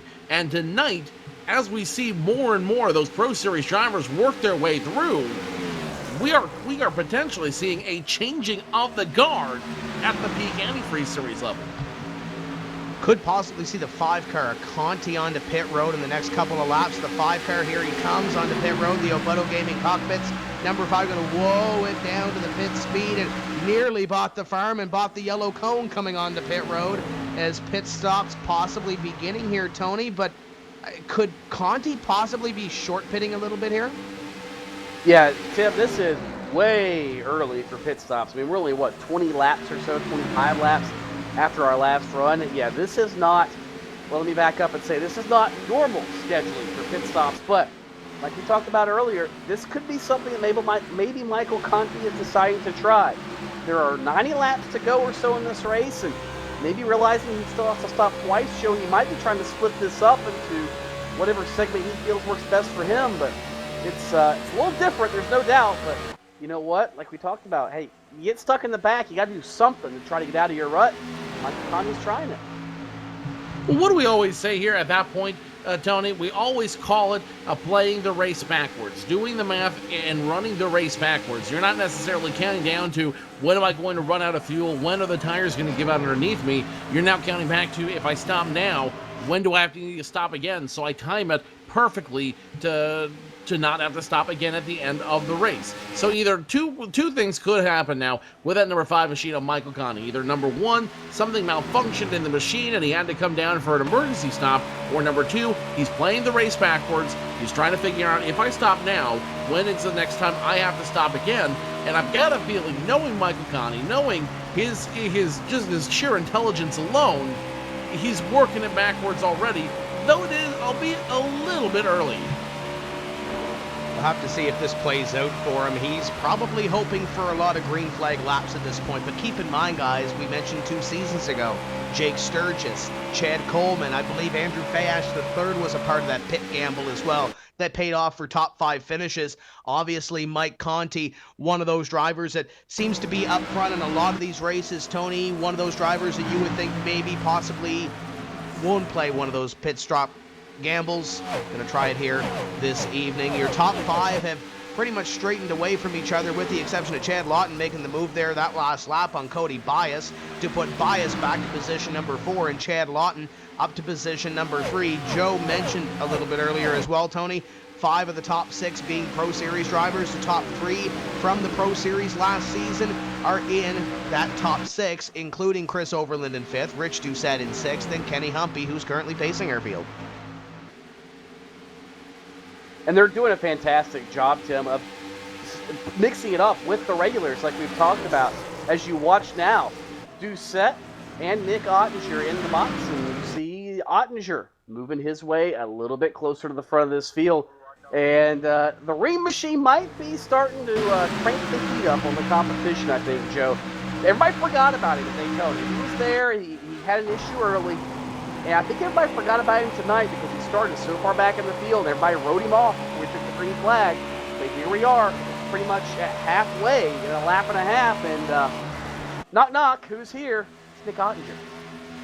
Come and knock on our door. They've been waiting for Nick Ottinger to break into the top 5. Now he's in position number 6. You know, guys, I almost picked him for my Tim's Corner Fantasy Challenge. I picked him last week.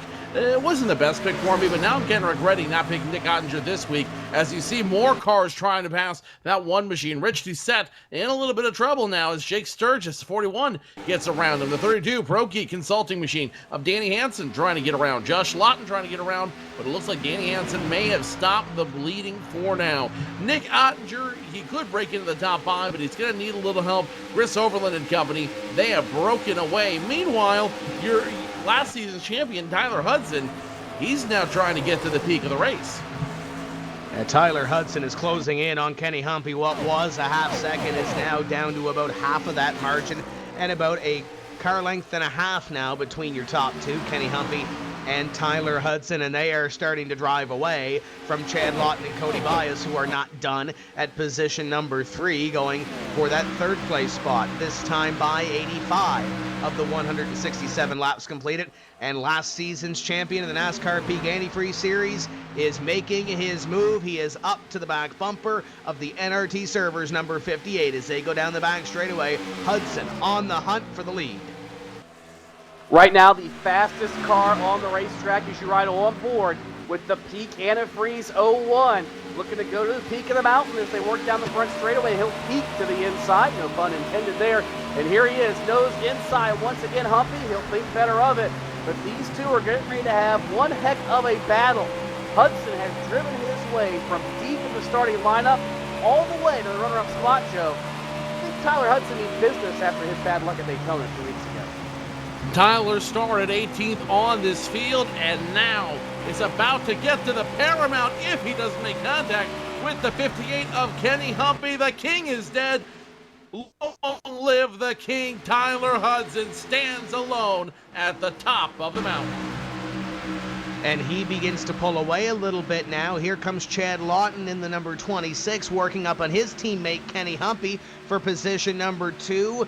Could Humpy possibly, I don't know, Tony, if he loses the lead, maybe he starts thinking of saving a little bit of fuel or maybe backing off a little bit, trying to conserve here as Tyler Hudson has driven away from the 58 of Kenny Humpy, and now the 26 and 27 closing in on the 58. Could that possibly be a conservation thing? Possibly thinking that this could go a little ways green?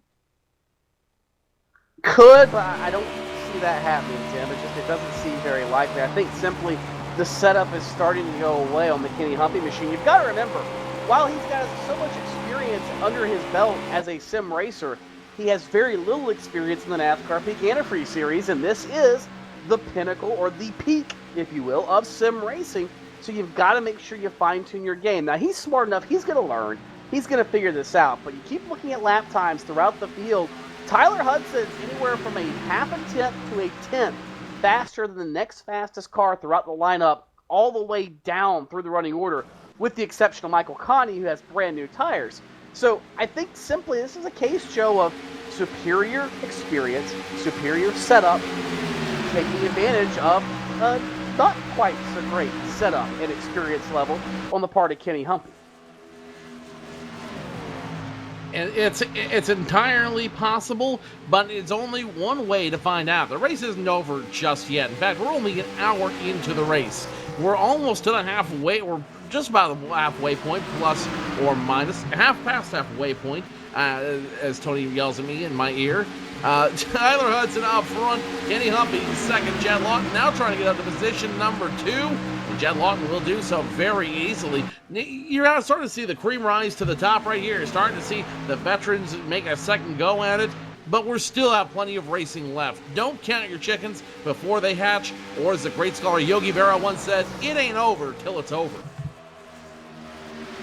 And keep in mind, Joe, you mentioned some of those drivers, the cream rising to the top. There's still some of the cream that apparently takes a little longer to come to the front of the field. Ray Alfala sits 19th right now. Looking back on through the field, Brian Schoenberg sits in position 28. Brandon Cattell, who was a runner-up here last week at Daytona, is in 32nd right now. Kevin King, 35th. So there are some drivers in this series that we are accustomed to seeing up front still out. I'd say the second half of this field per se, is Ray Alfala in the 19th place position, sees a side-by-side battle in front of him between Lewandowski and Peter Bennett. Peter Bennett going to pick up a spot on Lewandowski, and now Lewandowski going to try to cross him over. Alfala to the inside of the 16 as they go side-by-side in position number 18, and this is lap 94 we're being worked, so Alfala going to move up one more here. Looks like he's going to bring the 30 of Robert Hall along with him. He is, and this is not normal territory for somebody like Ray Alfala. He's not used to being stuck in the middle of a field. He's used to being able to slice through this field. Now, he still might be able to, but what we've seen so far tonight, Joe, when Ray gets up to about 15, 16, he really can't go anywhere. And in fact, now we have a couple of cars on pit road, including Kenny Humphrey in the 58 and the number 1 of Rich Doucette. Humphrey and Doucette coming down for what we assume will be the next to last stop of the day. They still have 72 laps to go. You cannot make it the rest of the way on this stop, Joe. You're going to have to come in again. He will not be able to make it the rest of the way, but if he wants to stay competitive, he's going to need 4 brand new Goodyear Eagles underneath that NRT service machine hump. He gets all 4, gets 2 tanks of fuel, and he is down and away. Rich Doucette, the exact same thing. He's going to be down and away as well. They're going to have to wait for everyone to cycle through before they get back up front, and nobody throwing out the hand just yet. I think everybody else trying to see how far they can get before they're forced to come down pit road. Humpy back out on the racetrack, as is Rich Doucette. Tyler Hudson going into corner number 1 and being chased down by Chad Lawton in the 26. The 15 of Dylan Duval going to come onto pit road at this point too. And the one thing that's leaving me scratching my head, Tony, is the 26 of Chad Lawton on the same team as the 58 and the 1. He did not come down pit road on with his teammates per se. So I'm not sure if there's maybe differing strategies on that team at this point, but right now Chad Lawton, I guess, is content to run in position number 2, and I guess if you're chasing down the leader, why not stay out for a couple more laps and see if you can get that bonus point? Yeah, see what you can do, and really you look back at the, I'm trying to sit here and do the math while we're seeing what's happening on the track, Tim, and you figure we went back to green on lap 51, so at that point we had 117 laps still to go. That puts you at about 58.5 laps per run. That's on the outer limit, I think, of what some of these guys can do. But, Joe, if it's on the outer limit, I mean, if you're going to commit to that strategy, I'd at least commit to it early, because now you put yourself in a box if you're a Dylan Duval or a Kenny Humphrey or a Rich Doucette, to where you pretty much have to do one of 2 things. A, bank on a caution flag happening at the right time, or B, try to extend your fuel window past where really I think it reasonably can go. I'm still kind of scratching my head on this one. Tony, you're going to have to show me how to do the math on my abacus, because I just can't figure it out for some reason. I was a communications guy, never a math major in college. Nick Ottinger now going down to pit road. He's going to go ahead and make it a 4-tire stop as well, and he's going to be the only one down there this time around. It'll be 4 tires holding in fuel. He's down away, and now as soon as he gets off, Adam Gilliland comes down pit road. The Gary Mercer trucking machine comes down the attention of his crew. Look for him to have the exact same thing. 4 tires, fuel, and everybody's starting to be really lackadaisical about coming in, and everyone just kind of coming in at their leisure, it seems. Yeah, a lot of different strategies at this point as Michael J. Johnson goes one more lap down, and it looks like the 26 of Chad Lawton may have been slowed up a little bit by that lapped car of Michael Johnson. He actually falls only 1 lap down, the first lap down. A lot of damage to that 39 car as your top 2 stay out on the racetrack to complete 101 on the racing surface. Bias, Overland, Lawton, or Josh Lawton, your top 5. Jake Sturgis, Justin Bolton, Mitchell Hunt, Danny Hansen, and Josh Berry, your top 10. They remain on the racetrack, as I believe the 22 car of Rob Ackley is down on pit road, Tony, to get service to his race car. Rob Ackley actually still on the racetrack as Matt Busa coming off, or check that, yeah, Ackley is on pit road. Sorry, looking at the wrong race car. Ackley is on pit road. Matt Busa just came off the pit lane. Johnson down for service as well. As they have got 4, and he is away on the Michael J. Johnson machine. Fast Track Sims car. Remember, he was involved in an accident earlier. Tough break for Johnson. Also looks like Brian Blackford is coming down pit road, as is Brandon Day on the Plan B sales machine. Speaking of which, we talked about him last week, and he's, I guess, the season-long promo they got going right now, Joe. Use the promo code BDAY4. That's B-D-A-Y, just like Brian's saying, BDAY4 at the Plan B sales website. And that basically says, hey, I heard about you on iRacing, and they'll give you a cool discount on your diecast purchases. That is excellent to hear, because I need to update my diecast collection with a couple 2014 paint schemes as well. Brian Day, four tires, full tank of fuel on that machine, and he is down and away. Also down pit roads, the 55 machine, and that is Brian Schoenberg, 33. Brian Blackford also coming off pit road is now number 40 machine of Josh Lawton, also going down pit road, and he's got a lot of people coming down with him. Cody Bias down there, Chad Lawton, Tyler Hudson, all down on pit road. A lot of guys now coming down to the attention of their crew. Mitchell Hunt, Danny Hansen, all down there. Justin Bolton down there, and now it's getting busy. The 26 and the 01 down on pit road as well, so we'll see who comes out in between those two and see who gets a little bit quicker off pit road. The 26 of Lawton taking the right side tires, gonna go 4 tires and fuel. Danny Hansen just behind him, getting service to the Pro Geek 32. Hudson down and away, real quick pit stop for the 01. The 26 gonna follow him out as well, and it looks like, I didn't have a watch on that, Tony, but it looked like the 01 was really on the ball. Yeah, Tyler has really been working on his stops, both the in laps, the out laps, and of course hitting those marks perfectly on pit road. And it doesn't seem like a lot, but Joe, those couple of tenths of a second here and there, they add up in a hurry, and they make up for big distances in the racetrack. So Tyler Hudson may be making up a little bit of ground on pit lane, and something that just noticed a lap or so ago, looking at the track and the monitor, shouldn't be a surprise. 2 years ago, he won this race on fuel mileage. Look who's on the top of the leaderboard. Jake Sturgis. You remember, Joe, we talked about 58.5 laps we figured was the magic number you need to go. Jake Sturgis is pretty doggone close. There are 60 laps to go this time by, and he can make another lap, maybe 2 laps, and I think he'll be good to go the rest of the way. It's going to be close, but Jake Sturgis might pull it off once again. Jake Sturgis looking for a little bit of renaissance here in the NASCAR, what used to be the NASCAR iRacing.com Series World Championship, now the NASCAR Peak Antifreeze Series.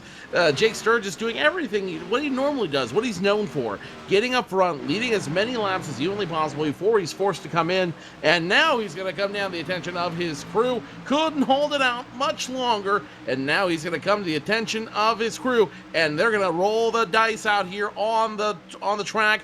Everybody behind them coming in. Now they're going to try to make this a one-stop race. Almost a little bit of contact coming onto pit road as the 88 and the 11 nearly had a moment as Brandon Hawk slowed down to get onto pit road, but Sturgis, Overland, Cattell, and the rest of the field getting their pit stops done here, and this should cycle through our green flag pit stops on lap 109 into 110 as Sturgis down and away, quick stop for the NX number 41. A couple more drivers though, Tim, still being shown on the speedway. Looks like Kwame and Jay right now being shown still on the lead lap, and ahead of your, what will cycle around to be your leaders, Brandon Cattell made an extra lap. He now is on pit road. So if we do the math here, Joe, it looks like the favorites, if this race continues green, to last the entire distance are going to be Sturgis, Overland, Cattell. Kwame in that 43 machine is going to be good as well. I don't know that the front runners we've seen all night can make that stretch as long as they need to. I almost think it's a gross miscalculation on their part. They might be using my abacus. I may have lent it out to a couple guys down on pit road. Hard to say. But now we got a battle for the lead up there. The 58 machine of Kenny Humpy under fire now from the 01 of Tyler Hudson. Hudson's going to go on the inside, and Hudson wasted no time. He's going to dispatch Tyler Hudson that time by. and that will be the lead. Hudson up front, Kenny Humphrey second, Chad Lawton third, Nick Ottinger fourth, it will be Rich Doucette, your top 5. So now that they've cycled through everything, these guys have made it all the way through, and those guys that were up front, these guys are now going to have to play the race a little bit more difficultly because they know the guys behind them might be able to get away, going out with leaving it all on the track. They cannot. Tyler Hudson begins to pull away. Everybody on this racetrack took the opportunity to take a green flag pit stop. We are going to do the same here on iRacing Live, and we'll be back in just a few moments' time to take you to the finish of round number 2 of the NASCAR Peak Antifreeze Series, powered by iRacing at the Las Vegas Motor Speedway.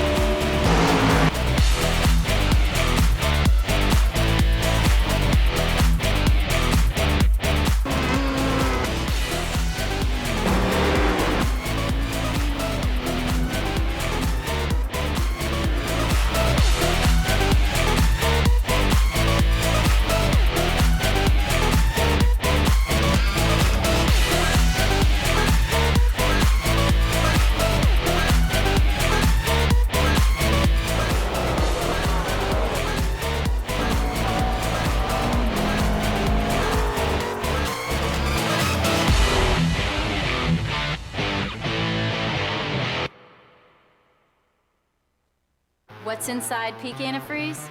65 years of experience in hot and cold protection.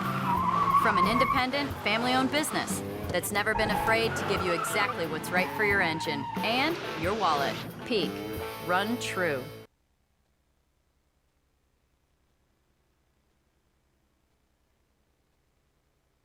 Welcome back to the Las Vegas Motor Speedway. Tyler Hudson is your leader, and he is up on some lap traffic. On lap 115, Brandon Bowie in the 54 to the outside of the 01, and Brandon Schmidt, who ran up front early in this event, is set to go one lap down in position number 35. Tony, I didn't catch if the 35 had something amiss on pit road, but early in this race, that Last Row Motorsports driver was running within the top 10. He must have had something wrong there on the pit stop. That could be the only assumption. I'm like you, Tim. I really didn't see anything that would have caused us to draw any sort of attention to him, but nonetheless, things just aren't quite working the way that they have planned. Speaking of Last Row Motorsports, actually, while we're on that subject, Jake Sturgis right now, one of the highest running groups or drivers from that team, and I don't know if this is going to be in their curriculum, but we were talking to some of the guys from Last Row Motorsports over the last couple weeks, and Joe, they said, one of the big goals they have is through their Facebook page at facebook.com/LastRowMotorsports. They're trying to help out guys trying to get started in iRacing, setups, driving techniques, so on and so forth. I wonder if Jake Sturgis's fuel mileage techniques will be on that list of things to teach. Maybe entirely, and probably if you can win on fuel mileage here, it will definitely be something to watch for at the seminars next year. You're running a car now with that driver, and he's been just so intelligent. You know, they talk about this sport being playing chess at 195 miles per hour, and it's absolutely true. Every move you make, every approach you make, whether it be when to pass, when to hold off, when to come down pit road, when to stay out, every move is a deliberate move and to make it work and to make everything happen out there. Michael Conti forced back down on pit road once again. He came in early, and now he's going to come back through, and not sure exactly what he came through for. Yeah, there's something wrong with that number 5 car, or at least the strategy on that must not have taken enough fuel or something along those lines. Tough break for the driver of the number 5 car who came into this evening 8th place in the point standings. Tyler Hudson, Kenny Humphrey, 0.7 of a second between your top two. Then it goes back to 3 seconds between Tyler Hudson and 3rd place driver Chad Lawton. And obviously, being on the racetrack, Tony, I think Tyler Hudson extended that a little bit. but I think Chad Lawton may have had a little bit of a slower stop compared to the 01 car. We'll see if he can catch up to Kenny Humpy, who sits in position number 2. Ottinger and Bias complete your top 5, and that's a great run for the 27 car this evening. Cody Bias solidly in the top 5 all night long after qualifying in position number 2. Yeah, so far it has been a good night for Cody Bias and crew.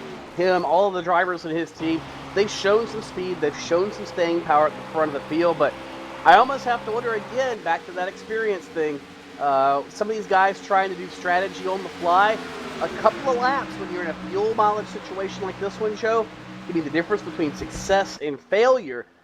And I almost think anybody that pitted before about lap 116-ish, or check that 107-ish, if I can do my math right, they might be in trouble. They might be in just a little bit of trouble as you see some of these guys out here continue to run. The 05 machine of Nick Ottinger working to catch a 26 of Chad Lawton. In fact, he's done so, and or I should say he's not done so. He's working to do that right now, and that could be the battle for position number 3. Ottinger was running in around position number 6 before the pit stops. Now he's running position number 4, and you're starting to see the 05 wake up a little bit, knowing that time is running out. We're just over 40 laps to go here at this juncture, and Nick Ottinger, Chad Lawton, knowing what's on the line. Yeah, it's coming down to it now. It's go time for these drivers up in front. Hudson going to come up and put a lap on the 24 of Carson McClelland as you ride on with Nick Ottinger closing in on Chad Lawton for what is position number 3. And I think Ottinger at this point now might have to start looking at some other way to try to win this race. Or, like we talked about earlier, is trying to bank on a caution flag. But I don't see him making as many aggressive moves right now to try to make his way forward, Joe. I think now some of these front runners, like Ottinger, like a Chad Lawton, it's going to come down to conservation. Instead of trying to make the first run stretch and then go bonsai towards the end, these guys I think are going to try to stretch the last run, maybe pray for a caution flag, and see if it works in their favor. Very interesting version of two different strategies to see how it works out. But I think either way, you're going to have a pretty good race for the end of this one.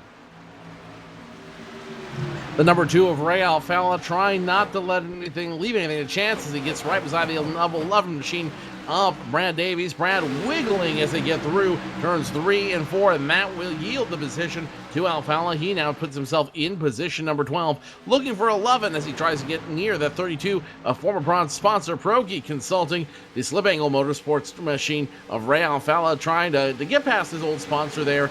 As you mentioned it very, very eloquently there, Tony. Right now, it's all about conservation. The guys up front, there is easily about a second between each of your top 5, the exception being Chad Lawton and Nick Ottinger. But between your top 5, there's about a second between each of those guys. You run inside Ray Alfalla's car now. He can't afford that liberty. He doesn't get to conserve a little bit out there. He has to drive it, and he has to work it as the 32 machine gets loose. This is exactly what Ray Alfalla is trying to do here. Take advantage of other people's mistakes and work his way up through this field. And then, maybe once he gets to the top 10, maybe he can go throw it on cruise control. And Davey's going to follow him through as well and pick up one more spot and move Danny Hansen back to position 13, and maybe one more is Josh Berry looking underneath in the 88 car, trying to pick up one spot for that team to move him into position number 13. The one thing that Joe mentioned, though, Tony, if this race does go green, you might be thinking about conserving if you're some of these teams back here. But if you're Ray Alfalla, you're 12 seconds behind the leader, Tyler Hudson. How much are you thinking possibly conserving if this thing goes green and trying to push it, because you've got 4 seconds between yourself and 10th place Matt Busa? I think you just have to go, Tim. I think when you're in the middle of the field like this and you're a Ray Alfalla, you've got to just do something, and that might be to drive your heart out and pray for a caution flag.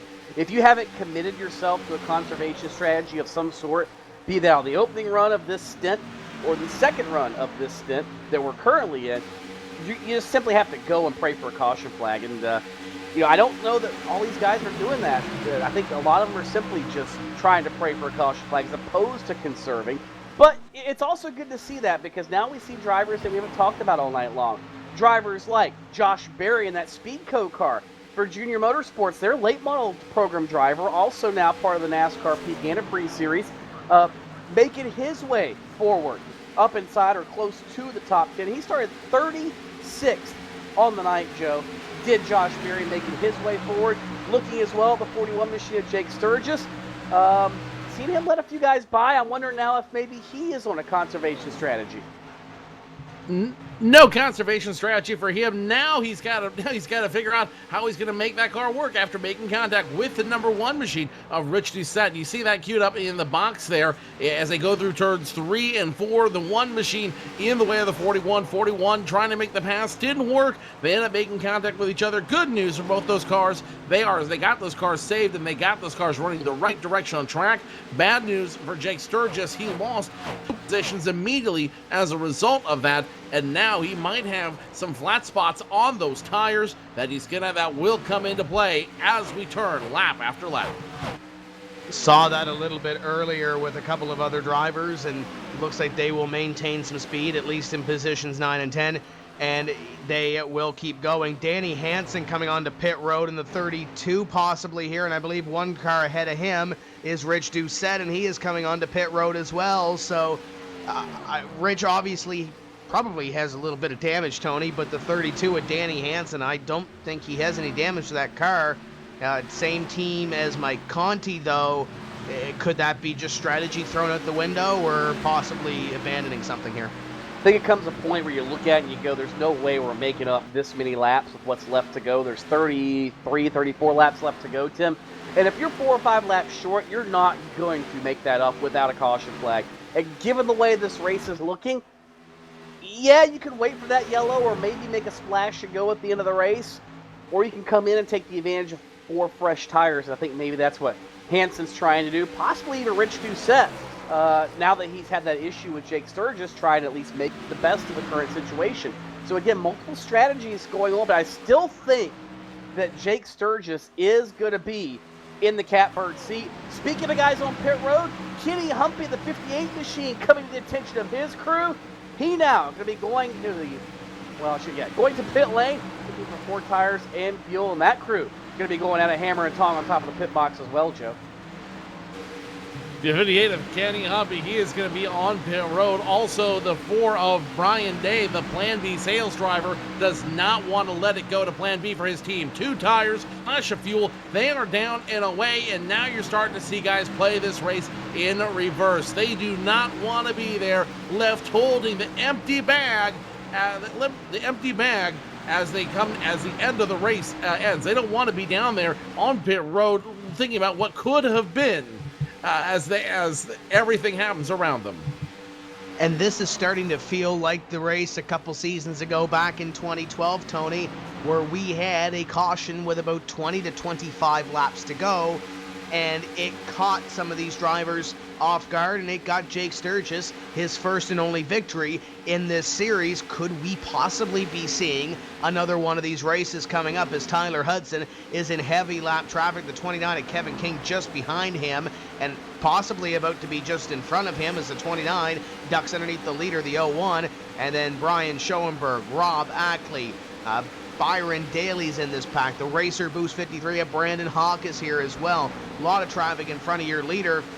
Could this turn out to be another repeat of 2012? And Tony, you mentioned some of these drivers came down pit road and took 2 tires. Kenny Humpy took 4. If you're sitting in that strategy, what do? Do you take 2 or do you take 4?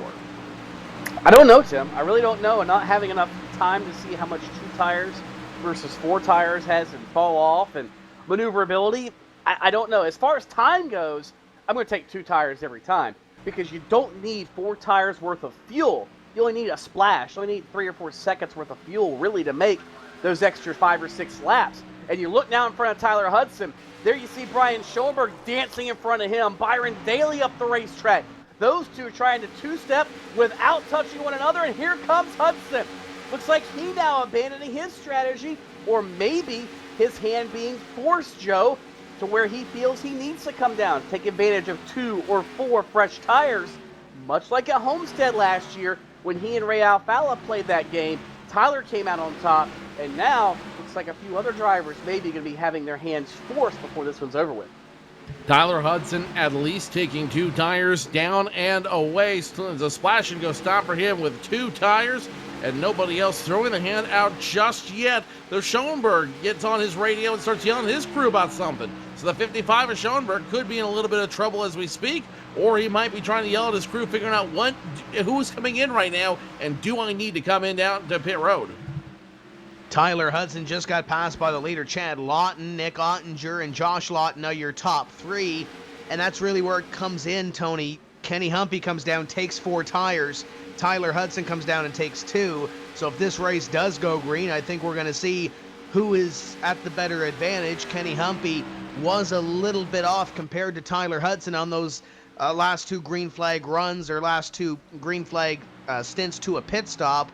We'll see if that helps Kenny Humpy at all, or if it hurts him in the long run. Tyler Hudson taking 2, Kenny Humpy taking 4. They are scored in 23rd and 24th place respectively right now, 1 lap behind the pace. Chad Lawton is your leader. He stays out on the racetrack this time by in the JD Army number 26, and he will come across on 142 and complete that one on the racetrack. 25 laps to go. And looking at Chad Lawton and where he pitted the last time, Tim, he's going to have to go 63 laps, 62, 63 laps roughly on this tank of fuel. Considering he only went, 55 on his last one, I don't see that happening. So he's probably going to have to come down pit road, but again, he might be banking on a caution flag. It looks like Justin Bolton coming down pit road, missing his stall. That's not good news for the best Western number 36, Joe. That is not going to be good news for him at all. We're going to show the replay there right now in the box, and Bolton just flat out overshoots his stall, gets a little excited down there, and that is not good hospitality for him or the team. They're going to be forced to back it up, and that is going to slow him down. Tony, Tim, you guys both mentioned earlier in the race that it's a game of seconds, and we are seeing it displayed right now. Your leader, Chad Lawton, down on pit road, looking to play that same game of seconds, hopefully with better results. Now the 26, what does he do? Does he take 4 tires, or does he take the 2 tires like Tyler Hudson did? As we watch the 26 down onto pit road, he stops in his box. Flawless stop so far. It's going to be 2 right side tires for the 26. Do they take 4? It drops. No, they take 2, and the 26 is down and away. That was a quick stop for the JDR Graphics Chevrolet SS. It was, Tim, and as these stops continue to cycle through, this race continues to play out. Now with 20 some odd laps to go, not a lot of time left. Nick Ottinger leads. He's got a 4-second lead over Josh Lawton, so plenty of space on the racetrack to conserve. But again, I don't think Nick Ottinger can save that much fuel in this little amount of time. Same with Josh Lawton, Matt Busa. But the guy that, as we said from the get-go of this cycle of pit stops, who's sitting in the catbird seat, that is Jake Sturgis. He's running in 3rd as the field comes around. I have a hard time betting against Jake Sturgis right now, Joe. The strategy he showed, the proof that he can go this distance, and he's fast tonight. He's not just running around 30th trying to make it last. He's been a top 10 car all night long, and he's the only one of those race-long leaders that appears to be able to stretch it. Jake Sturgis able to make it work tonight, and we're going to see if he can make it work all the way to the end. Matt Busa on pit road overshoots his stall as well. It'll be a 2-tire and splash stop for him as he gets down and away. Let's watch 11 machine Brad Davies in the 2 machine as Michael Johnson now comes down pit road. Brad Davies been kind of tracking the back bumper of Ray Alfalla all night. Alfalla's might going to have to come down pit road towards the end of this race, but this early in the season, I don't know if he has a whole lot to risk if he rolls the dice and tries to work it out. Let's run the roof cam with Brad Davies. You're right on the roof of Brad Davies as he chases down the 2 of Ray Alfalla, and just a little ways in front of them, about 2 seconds in front of this 11 car, is Jake Sturgis in the 41. And guys, he's running about the same lap times as your leader Ottinger this time by, as Tyler Hudson right up on the back bumper of the Ream Chevrolet. Hudson trying to earn his lap back the hard way and put himself back on the lead lap in 18th place. Ottinger the last time by 30-28 to Josh Lawton's 30-45 to Jake Sturgis's 30-29. So Sturgis and Ottinger about the same pace right now, Tony, as it looks like Lawton maybe a little bit slower than your other two of the top three cars, so maybe he's conserving a little bit more than the rest of these guys? He could be, Joe, or Tim, that's entirely possible, or it could just be the setups going away. It's really hard to say, but it looks like Lawton now going to be credited as the leader because Nick Ottinger, guess what? He's to his pit stall, starting pretty much shotgun on the field. He has one of his first pit stalls on pit road, and that Ream machine now down and away. Lawton now remains as the leader, 3 seconds ahead of Jake Sturgis.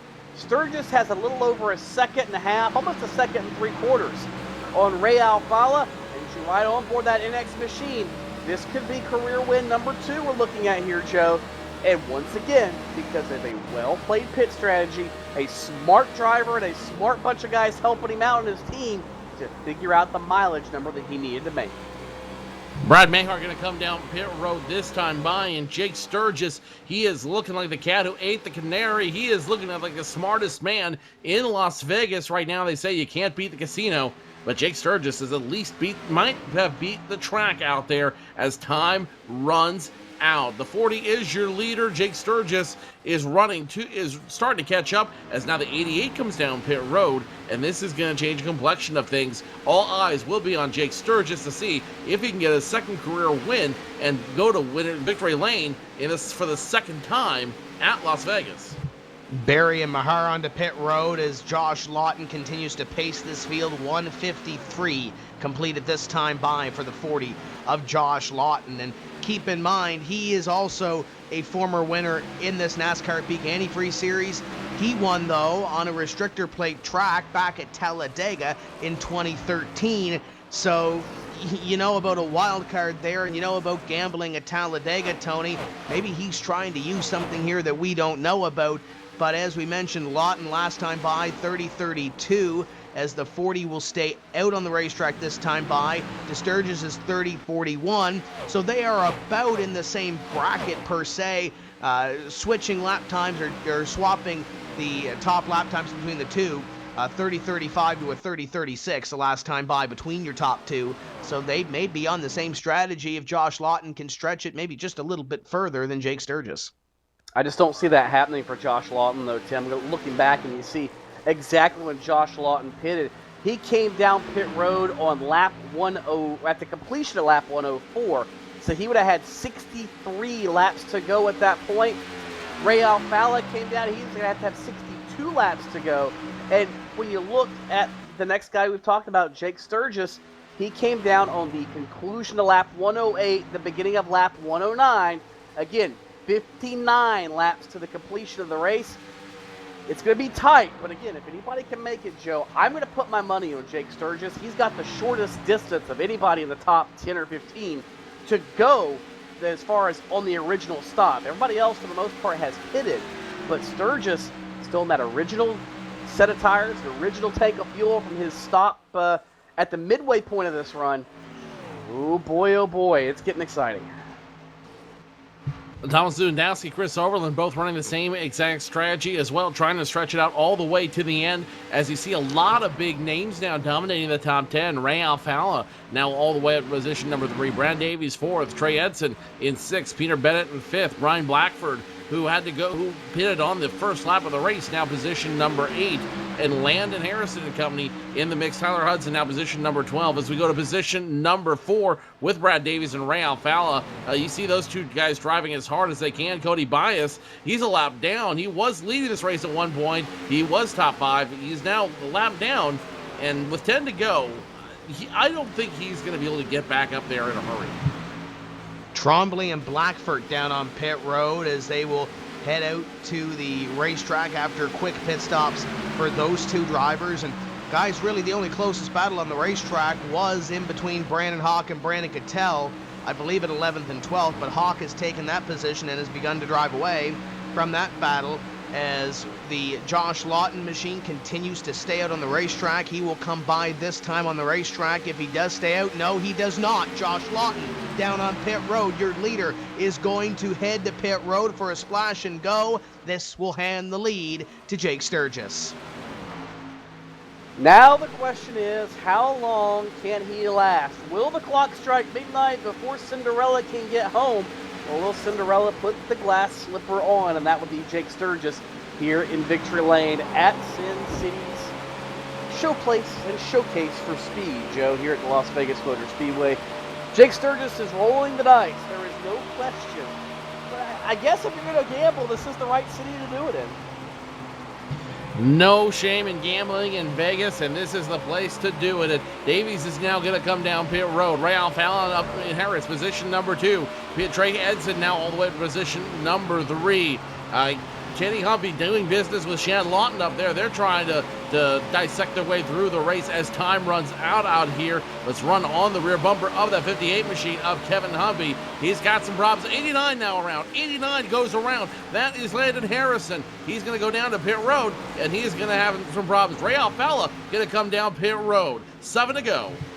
Ray Alfalfa onto pit road in the Ford Fusion. He will stop to the attention of his crew. And the one thing that I did notice, Tony, is Peter Bennett has backed off in a big way. I think the 69 has stuck to the strategy that he is going to finish this race on the racetrack, or he's going to run out of fuel.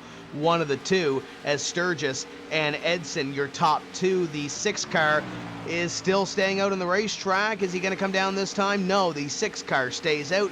Sturgis, Edson, Bennett, your top 3 on the racetrack, but Bennett is backed off big.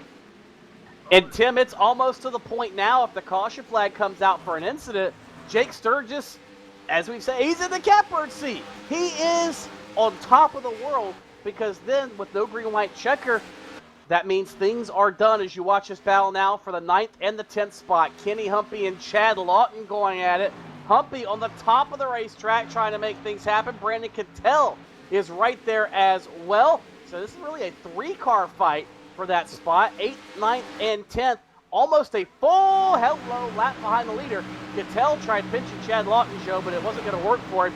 And Jake Sturgis, if he sees yellow right now, he wants to see yellow fever. That means he's locked himself in to a victory if he can limp it back to the finish line. Time running out on this field, and now all eyes are on the 41 machine of Jake Sturgis. He has got all but a lock on this race. 8 seconds over Peter Bennett, 14 seconds over Tom Lewandowski. Troy Edson is going to come down pit road this time by. Tyler Hudson snuck into your top 5. Kenny Humphrey's now in the top 10. Byron Daly's now in the top 10. 3 to go, and now the big question is, the $64,000 question is, whatever you want to call it, the question is, Jake Sturgis, can he make it work for the rest of this race? 3 or 2 laps to go. He is backing off as much as he can. Can he make it all the way through? He is backing off way early, trying to conserve every little ounce of fuel that he can. Peter Bennett in second, doing the exact same thing. Thomas Lewandowski in position number 3, doing the same thing. Overland, Hudson, your top 5. We are coming to the white. 1 more lap to go for Jake Sturgis in the NX number 41 for Last Row Motorsports. In 2012, he parlayed the same strategy to Victory Lane for his first NASCAR Peak Antifreeze Series powered by iRacing Victory. And it looks like he is going to hit the jackpot once again. The 41 car coming through 3 and 4 to his second NASCAR Peak Antifreeze Series powered by iRacing Victory. Jake Sturgis to Victory Lane at Las Vegas. Peter Bennett, can he make the finish on fuel? He is coming at a 4, and it looks like he will make the finish line. He may not make the cool down lap, Tony, but he is out of fuel as he comes across the stripe. Lewandowski, Overland, and Hudson, your top 5. Tim, we told you 58 and a half laps was the math that I came up with. Peter Bennett did about 59 3/4. He came down with 60 to go, sputtered, stumbled across the line, but Jake Sturgis mastered the strategy once again here in Vegas. I don't know what he does or what his technique is or what his good luck charm is, But if there's a guy I'm going to visit in the desert with, it's going to be Jake Sturgis, because that was sheer mastery of strategy, Joe. There's no question about it. Everybody else on pit road blew that strategy call, be it from the driver's seat, from the setup perspective where the gear would or would not permit them to make the run. Whatever it was, they blew that one. Jake Sturgis nailed it. Like a camel in the desert, Jake Sturgis finds a way to conserve everything he had in that 41 NX machine, and he finds a way to make it work. He would be doing burnouts right now if there was anything left in that car. He's going to have to get the crew and everyone else he can find to help him push it back to pit road, to victory lane, because that thing is out of gas. Jake Sturgis, though, making a big statement for his second win here at Las Vegas Motor Speedway in 3 seasons. And only good things can come from here for Jake Sturgis and the 41 team. It took 2 years, but Jake Sturgis is back in victory lane in the NASCAR Peak Antifreeze Series powered by iRacing. We will talk to Jake along with your top 5 finishers in just a few moments' time. We'll set up for the post-race show here at Las Vegas. Don't go away.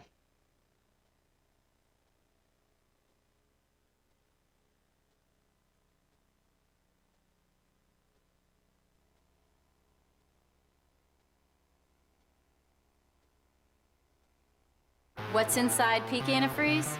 65 years of experience in hot and cold protection. From an independent, family-owned business that's never been afraid to give you exactly what's right for your engine and your wallet. Peak. Run true. This is where it gets difficult. This is where your name's on the line, everything's on the line. You get that one chance to go out there and put down your best performance with the most amount of pressure.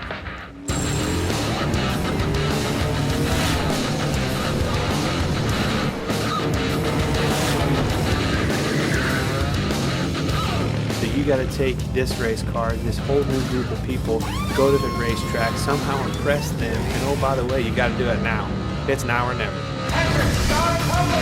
First thing that went through my mind was like, no way. Just be real important to try to figure out how to keep the tires under him and run a smart 150 laps. They might bump him around a little bit, but what doesn't kill you makes you stronger.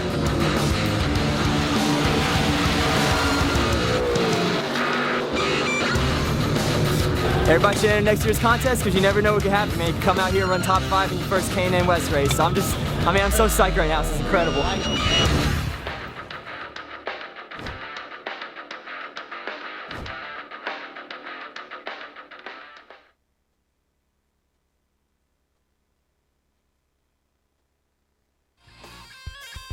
Welcome back to the NASCAR Peak Antifreeze Series, round at number 2 from the Las Vegas Motor Speedway.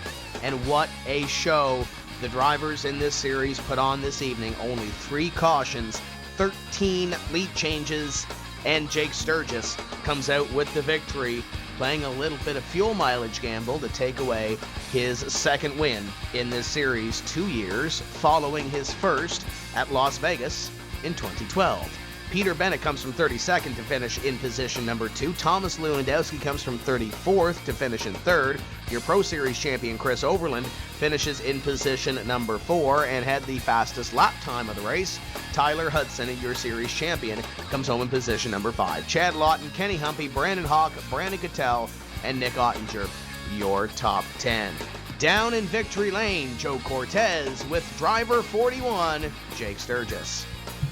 Jake Sturgis just a little tired after having to push that car with the help of his crew to victory lane, but celebrating nonetheless.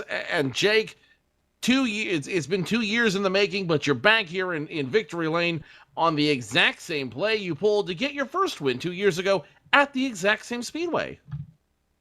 Yeah, I guess I have a lot of luck at this track. I've always really liked Las Vegas, and 2 years ago it worked out a little different. I pitted when a lot of people stayed out and just managed to stretch it out long enough and get a yellow.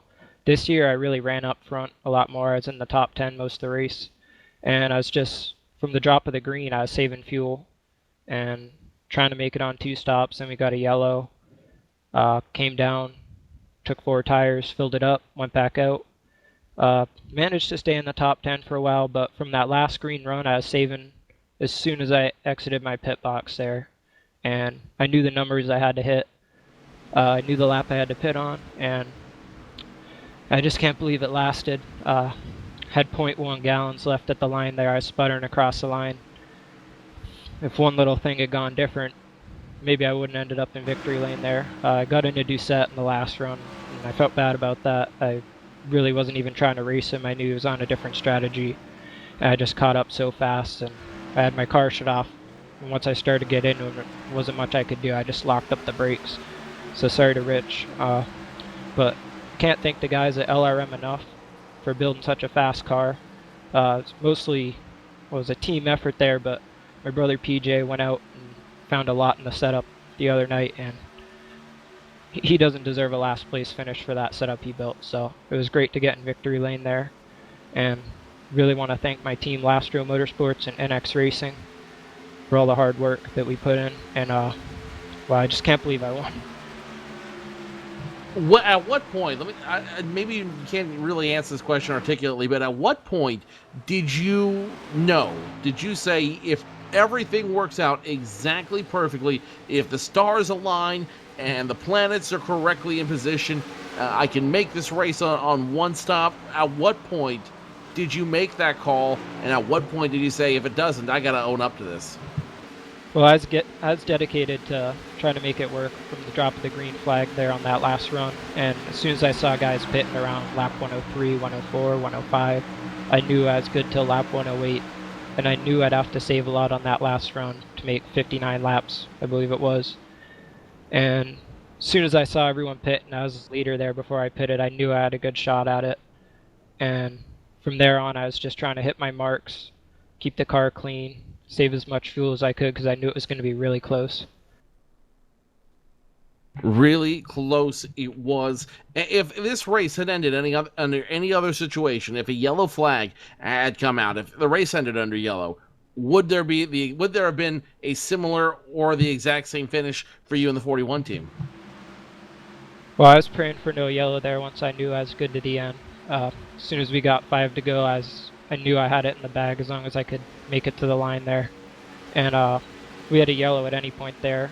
With more than probably 10 to go, we would have all had to pit, take 4 tires, and who knows what would have happened there. Anything can happen at the end of these races. Usually on the restarts, people with old tires spin them up and carnage ensues. So it was really nice to stay green there and run it out. Jake, still a long season ahead of you in Front Row Motorsports. As you look to the rest of the season, what does it bring to you? And after this win, how much more confidence does this give you going into the rest of the season? Oh, it gives us a lot of confidence. Front Row Motorsports is a NASCAR team. We're Last Row Motorsports here on iRacing. We used to fill up the last rows in the races, but we've really improved here. This is Last Row Motorsports year, and even without Joey Brown, our strongest setup maker, he's off at school for his air traffic control. He'll be back maybe the next race or the race after, and he was our main setup guy. He's a guru there. He's a genius with setups on iRacing. So even without him, we were able to come out here and pick up a win. Some of the other guys picked up some slack on the setup, and I think it gives us a lot of momentum going from here. Jake, lots of stickers, lots of people making it work for you. Anyone you want to give particular thanks to? Well, big thanks to the guys at Lastro Motorsports, NX Racing, V Racing, Simroom for all the support, and really big thanks to my brother for tweaking the setup and all the other guys on Lastro Motorsports. Without them, I wouldn't be in victory lane. I'd probably be in dead last. Jake Sturgis working strategy to his advantage, and he now finishes the second career win at the same place he got his first, Las Vegas Motor Speedway. Jake, I'm sure you guys are going to be all singing Viva Las Vegas tonight. Oh, we'll be singing all right. I don't think I'll be able to sleep, so, wow, I don't know what to say. Jake Sturgis getting the big win. We'll see you in 2 weeks when we go racing back here on PSR TV. Tony Stevens has caught up with our second place finisher, Peter Bennett. 90 miles, 60 laps is what Peter Bennett ran on his final fuel stint. And Peter, it's probably a good thing it wasn't 90 and a half because that car was sputtering. It was running out of fuel. It had very little, if anything, left, it looked like, when you crossed the stripe. Did you know you could go that long? How much did you believe you were actually gambling when you timed that pit strategy out? Well, like Jake, I'm kind of always looking for fuel strategy, and I knew I had 120 laps to go, and I knew we could get about 56 laps on a tank, and I knew that I was capable of making it. So there was really no doubt in my mind, especially when I saw a lot of people short pitting throughout the race, that I was going to be okay making it, and that I was going to pick up some spots. I really started too far back in the field at the beginning of the stint there. I know Jake probably started up in the top 10. I was outside the top 20, so I really didn't have a shot at catching him. I was riding with Thomas Lewandowski for a while. I figured he'd be saving too. And, I was just trying to be patient and hoping that a caution wouldn't come out, and I got really lucky. Sometimes it's better to be lucky than good, especially in Las Vegas, because they don't ask you how you got the check from the casino. All they care about is that you did get the check from the casino. We've kind of known you, like you said, to be a fuel strategy type of guy. Is that something you come into the race automatically looking for, or is that something that you and your team have become accustomed to looking for in the middle of the race? We're certainly aware of it. I know I stole a win the last season finale at Homestead on fuel strategy. Jake has won here before on fuel strategy, so we're kind of becoming known as the fuel strategy team. For me, I've never been... I'm never going to beat a guy straight up on speed and win a race here at DWC at this level, at least. I mean, maybe one day I will, but I'm always looking for any advantage I can get. Using my mind over my foot is probably something that I do in real life as well. So, that's something we're always looking for, and hopefully we can do it again. I think that's a line a lot of racers can take to heart. Use your brain over your foot. It can get you a lot further in a lot of situations. Peter, what does this now do for you looking at the rest of the season? You get a solid run. You mentioned winning Homestead last fall at the end of the season. Now you come out and you run second in the second race of the year. Does it change your mindset now for the rest of the season and kind of what your goals are? Or is this just one of those little high points you kind of throw on the wall and look at and say, if I can repeat that once or twice, I'd be happy? Yeah, well, I really would like to pick up where I picked off last season. I got 7th in points last season and 4 top 5s. So if I could do that again, I would definitely be happy with that. I got 1 top 5 so far. I didn't really do too well at Daytona to start the season, so I'll probably be about middle of the pack in points.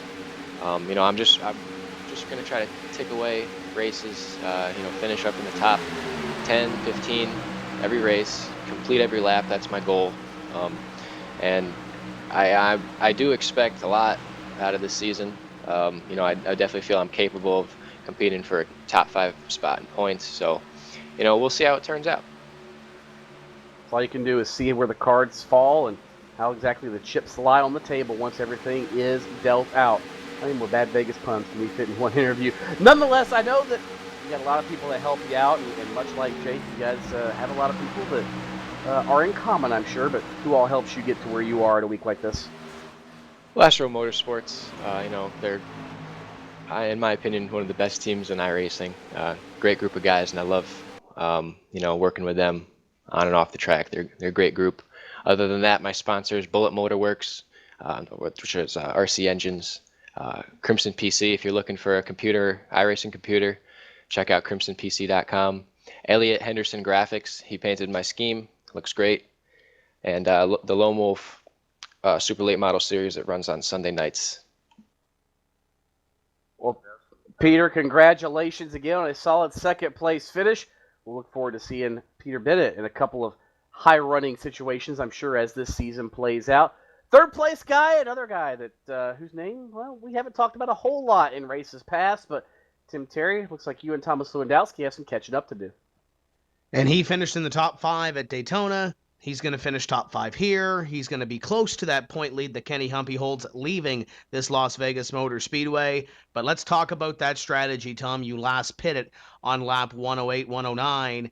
When was that commitment made when we dropped the green flag at about lap 50 that we really had to gamble to get this thing to the end? I knew going during that pit stop, one under caution, that I was gonna, try to go for it. It was about that time of the race where everything kind of settles down a little bit, and I knew it'd be a little tough making it on fuel all the way, but I'm pretty good with saving fuel, and it really wasn't stretching it that far, so I kind of, started saving fuel right off, from the green flag right there. And how big was it at the start of this race? You started 34th. You had to dig yourself out of a little bit of a hole after that qualifying session. Yeah, I didn't have a very good qualifying session. I just had a big push off turn 4 and just had to commit to the lap because I didn't think I could stop before the start finish line. But I know we had a really good race setup. We put a lot of work into it. And as tough it is to pass here, at the start of the race, I kind of just, picked them off one at a time and knew if I was patient, I could get up to the front. With Daytona being what it is, with the wild card, a little bit of a gamble per se. You head to Las Vegas, you gamble on fuel, you finish in the top 3. How big is that to come out second in the point standings, unofficially 4 points behind the leader, Kenny Humpy, going in to this upcoming stretch of races? Oh, it's great, to start off the year this strong. Really, kind of sets up the year, the rest of the year. So, 2 top 5s is, I couldn't really ask for anything better. This is probably the best start I've had to the season so far. And, just looking to carry the momentum, through the rest of the year. We head to a racetrack in 2 weeks that this NASCAR Peak Antifreeze Series has not been to, an Auto Club Speedway. For those that are watching and have followed this series, what do we expect out of the Auto Club Speedway? And for the first time, what are you hoping for to get something out of the 16 car? Going into the race, it's going to be pretty interesting, I guess. The track's, pretty bumpy, and with how these cars drive, it's going to be a real challenge to get them really hooked up in the race. So, I'm just going to kind of get a setup I feel, comfortable with, and, hopefully, we leave there with hopefully another top 5. You got some great colors on this Ford Fusion this season, and I know you got some teammates as well that help you get to this 3rd place finish this evening. Who makes it happen for the 16 car?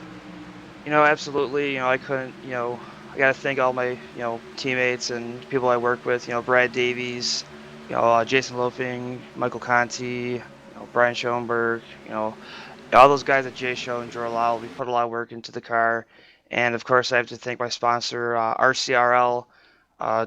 Dave was actually on TeamSpeak, on the J-Show TeamSpeak for the race, and just glad I can get a 3rd place finish for him.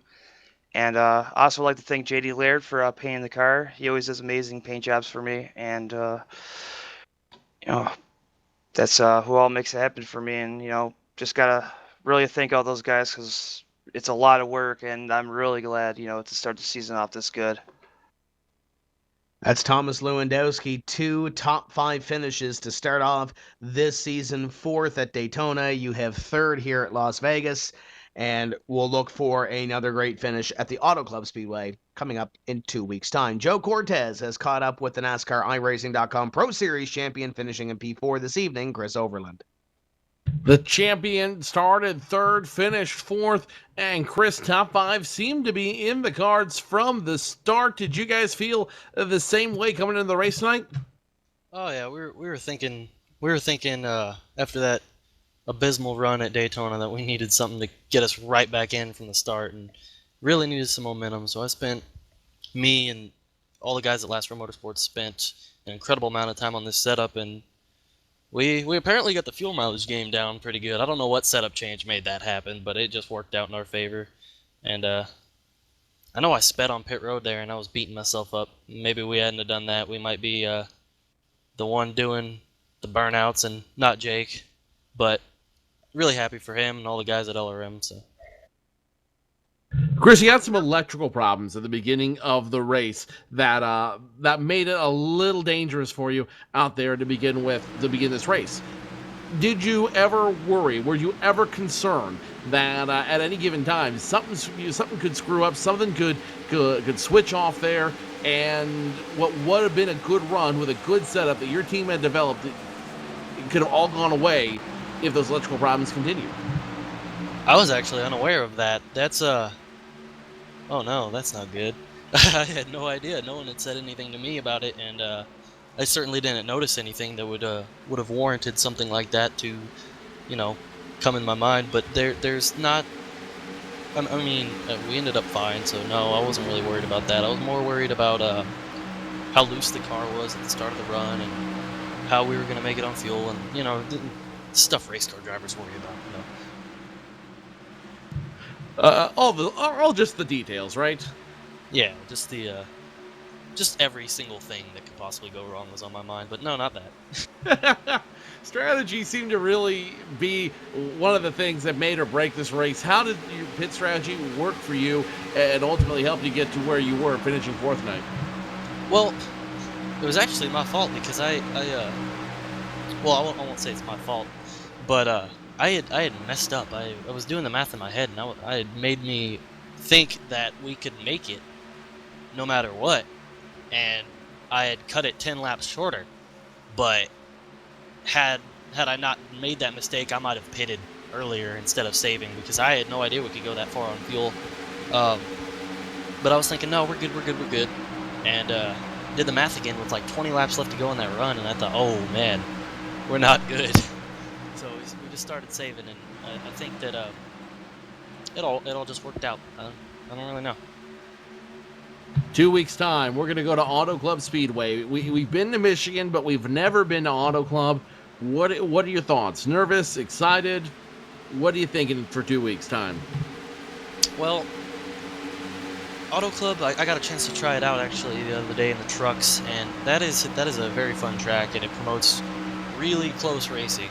I think the important thing is going to be keeping a car that doesn't wear the tires and runs the bottom really well, because the bottom seems to be pretty dominant there. But no real worries. This last row team's done amazing things the past, 3-4 months through the Pro Series and through the start of the DWC season.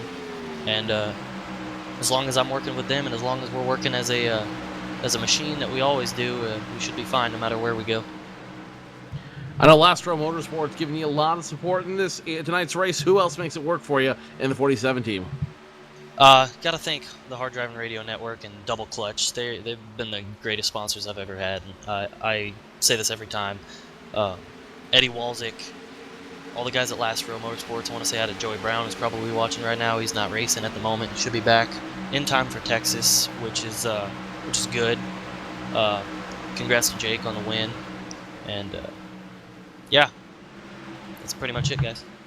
Chris Overland finishing fourth tonight in the number 47 Double Clutch machine. Chris, great run tonight. We'll see you in 2 weeks. Yep, see you guys soon. And Tony Stevens caught up with our sixth place finisher, Chad Lawton. Yes, sixth place finisher Chad Lawton trying to get a hold of Tyler Hudson. Apparently this is not a good day for technology involving yours truly. We won't even go there. So Tyler having some problems with that right now. So we weren't able to quite get a hold of him.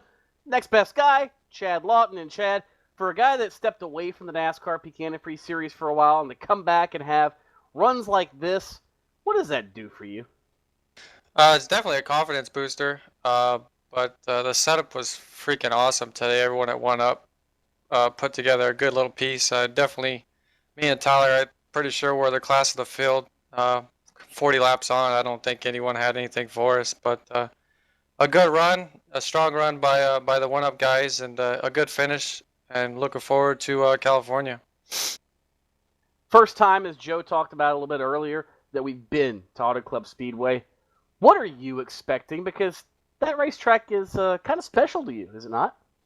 It is my hometown track. I guess you would say it's the closest track to me, minus, Oval. Sonoma would be closer to me and my brother Josh. But California, I haven't ran the A car on there at all. I ran some truck and I think a nationwide car there. But just from the looks of it and the big old 1 and 2, I think there's going to be a lot of crossovers, a lot of people backing up their entrance into one and getting on the gas earlier than the guy that was passing them. And I think there's going to be a lot of crossovers. Could be a little exciting, but I'm kind of looking forward to it.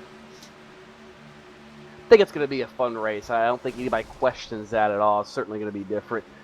Now that you've got a couple of races under your belt this season, what kind of goals have you put up for yourself, or for that matter, maybe adjusted 2014 Peak Antifreeze Series? I'm actually going into this season a lot more confident than I did when I ran the Pro Series. I think that was in 2012. I think I won 4 races, but I think I burnt myself out so much going into that DWC season or last year that I wasn't really into it.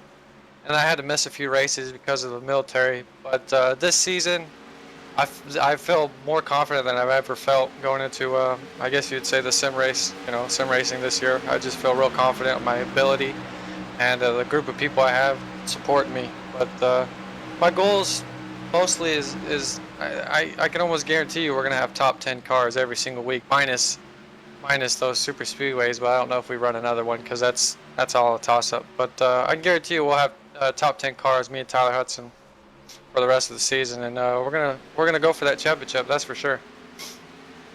That's all you can do. Who all does make it happen for you in the 26 crew? Everyone from One Up. I kind of left the team over there with Rich and Kenny. Those guys are great friends of mine, but came over to One Up with Jared and a good group of people that are on often and I enjoy running with. But most of everyone on One Up, you guys know who you are. There's too many people to go down the list. Viper Technologies, Matt Meach Racing, PSR TV, thanks for putting on this broadcast. Peak Antifreeze for sponsoring the series, and that's about it. I appreciate your guys' time, and move on to next week. Chad Lawton, 6th place finisher here tonight at the Las Vegas Motor Speedway. Tim? Final thoughts before we close off the show. And Tony, it was a fantastic race at the Las Vegas Motor Speedway, and it seems like every time we come here, it always puts on a great show. And for the second time in 3 years, it is Jake Sturgis coming away with the victory. Fuel mileage always comes into play, and next week we head into an unknown per se, at least for this NASCAR Peak Antifreeze Series. It's the Auto Club Speedway. It's going to be fun, Tim. We're going to see cars doing things that maybe we haven't seen before because it is the inaugural race for the series at that particular facility. We're going to see things, like we said, a worn-out racetrack, a track lacking in grip. We might see guys up top, on the bottom. We might see guys just running into each other. We don't really know what to expect in California at the Auto Club Speedway, but it's going to be fun to see exactly what happens. And we might see a race kind of like this one where it plays out. You got passes for the lead and guys coming and going through the field. And then ultimately, Joe, it could turn into a pit strategy and a fuel mileage race. We really don't know. But if it's anywhere near as entertaining as this one was, I don't think we'll have any reason to be disappointed. What we've seen tonight, what we've learned from the past 2 races we've run so far, the NASCAR Peak Antifreeze Series, powered by iRacing.com, is the fact that this year's talent pool is the deepest that it's ever been. In the 5 years we've run this series, the talent pool is deeper than it's ever been. Now we're going to take the deepest talent pool we've had, the best group of drivers that we've ever had, and take them onto a track they've never been to before at this level of competition. 43 drivers will enter. We've run its cousin, its facsimile, if you will, in Michigan, but never the actual Auto Club Speedway itself. 43 drivers will enter it. Only one can stand on top, and the one that adapts to that race the best will come out the winner. It's going to be a very, very entertaining evening of iRacing. It's a race that if you miss every other race in the season and can only watch one more race, this will be the race to watch, because we are going to just really see definition. And this race, guys, you quote me later, but I think this race coming up at Auto Club, new race, new talent pool, it could be the defining race of the season. And with the point standings shaken up the way they are, albeit we are only 2 races into the season, but Kenny Humpy, Tom Lewandowski, Brandon Cattell, Jake Sturgis, Chad Lawton, top 5 in the standings. We still have 15 races to go. We have 1 drop to factor in to the point standings as well. That will change as we continue on through this NASCAR Peak Antifreeze season, powered by iRacing.com. We mentioned 2 weeks' time we're going to be live here from the Auto Club Speedway, but before we do, the iRacing World Championship Grand Prix Series will be headed to Interlagos this Saturday morning, so you'll definitely want to tune in to iRacing Live and PSR TV for the coverage of round number 2 of the World Championship Series on the roadside for iRacing. That will be a fantastic show. You'll want to be here for that on Saturday morning. And once again, 2 weeks' time, our inaugural race at Auto Club Speedway, which will mark round number 3 of 17 on the NASCAR Peak Antifreeze Series. That's going to do it for us from Las Vegas. Congratulations to Jake Sturgis on scoring his second NASCAR Peak Antifreeze Series powered by iRacing victory. So for all of us here at iRacing Live and PSR TV, Zach Stanko, Ilka Hapola, Ian Bushing, Matt Racing Kid Thomas, Chuck Johnson, Joe Cortez, Tony Stevens. My name is Tim Terry, saying we'll see you in 2 weeks' time when we say let's go racing at the Auto Club Speedway. Keep the hammer down, and we'll see you at the track.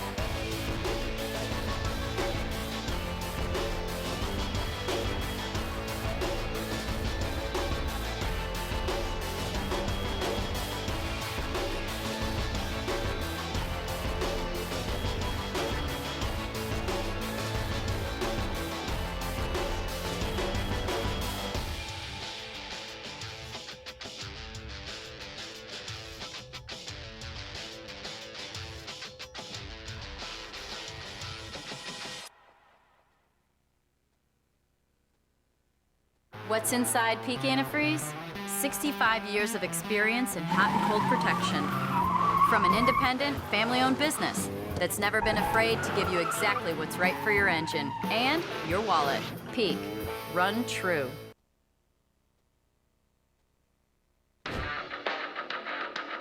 This is where it gets difficult. This is where your name's on the line, everything's on the line. You get that one chance to go out there and put down your best performance with the most amount of pressure.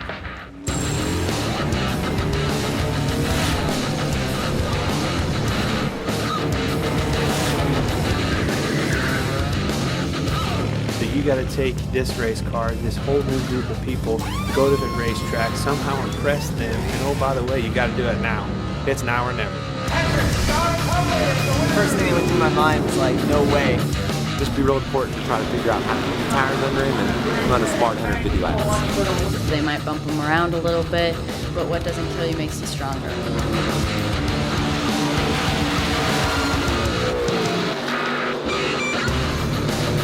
Everybody should enter next year's contest because you never know what could happen, man. You can come out here and run top 5 in your first K&N West race. So I'm so psyched right now. This is incredible.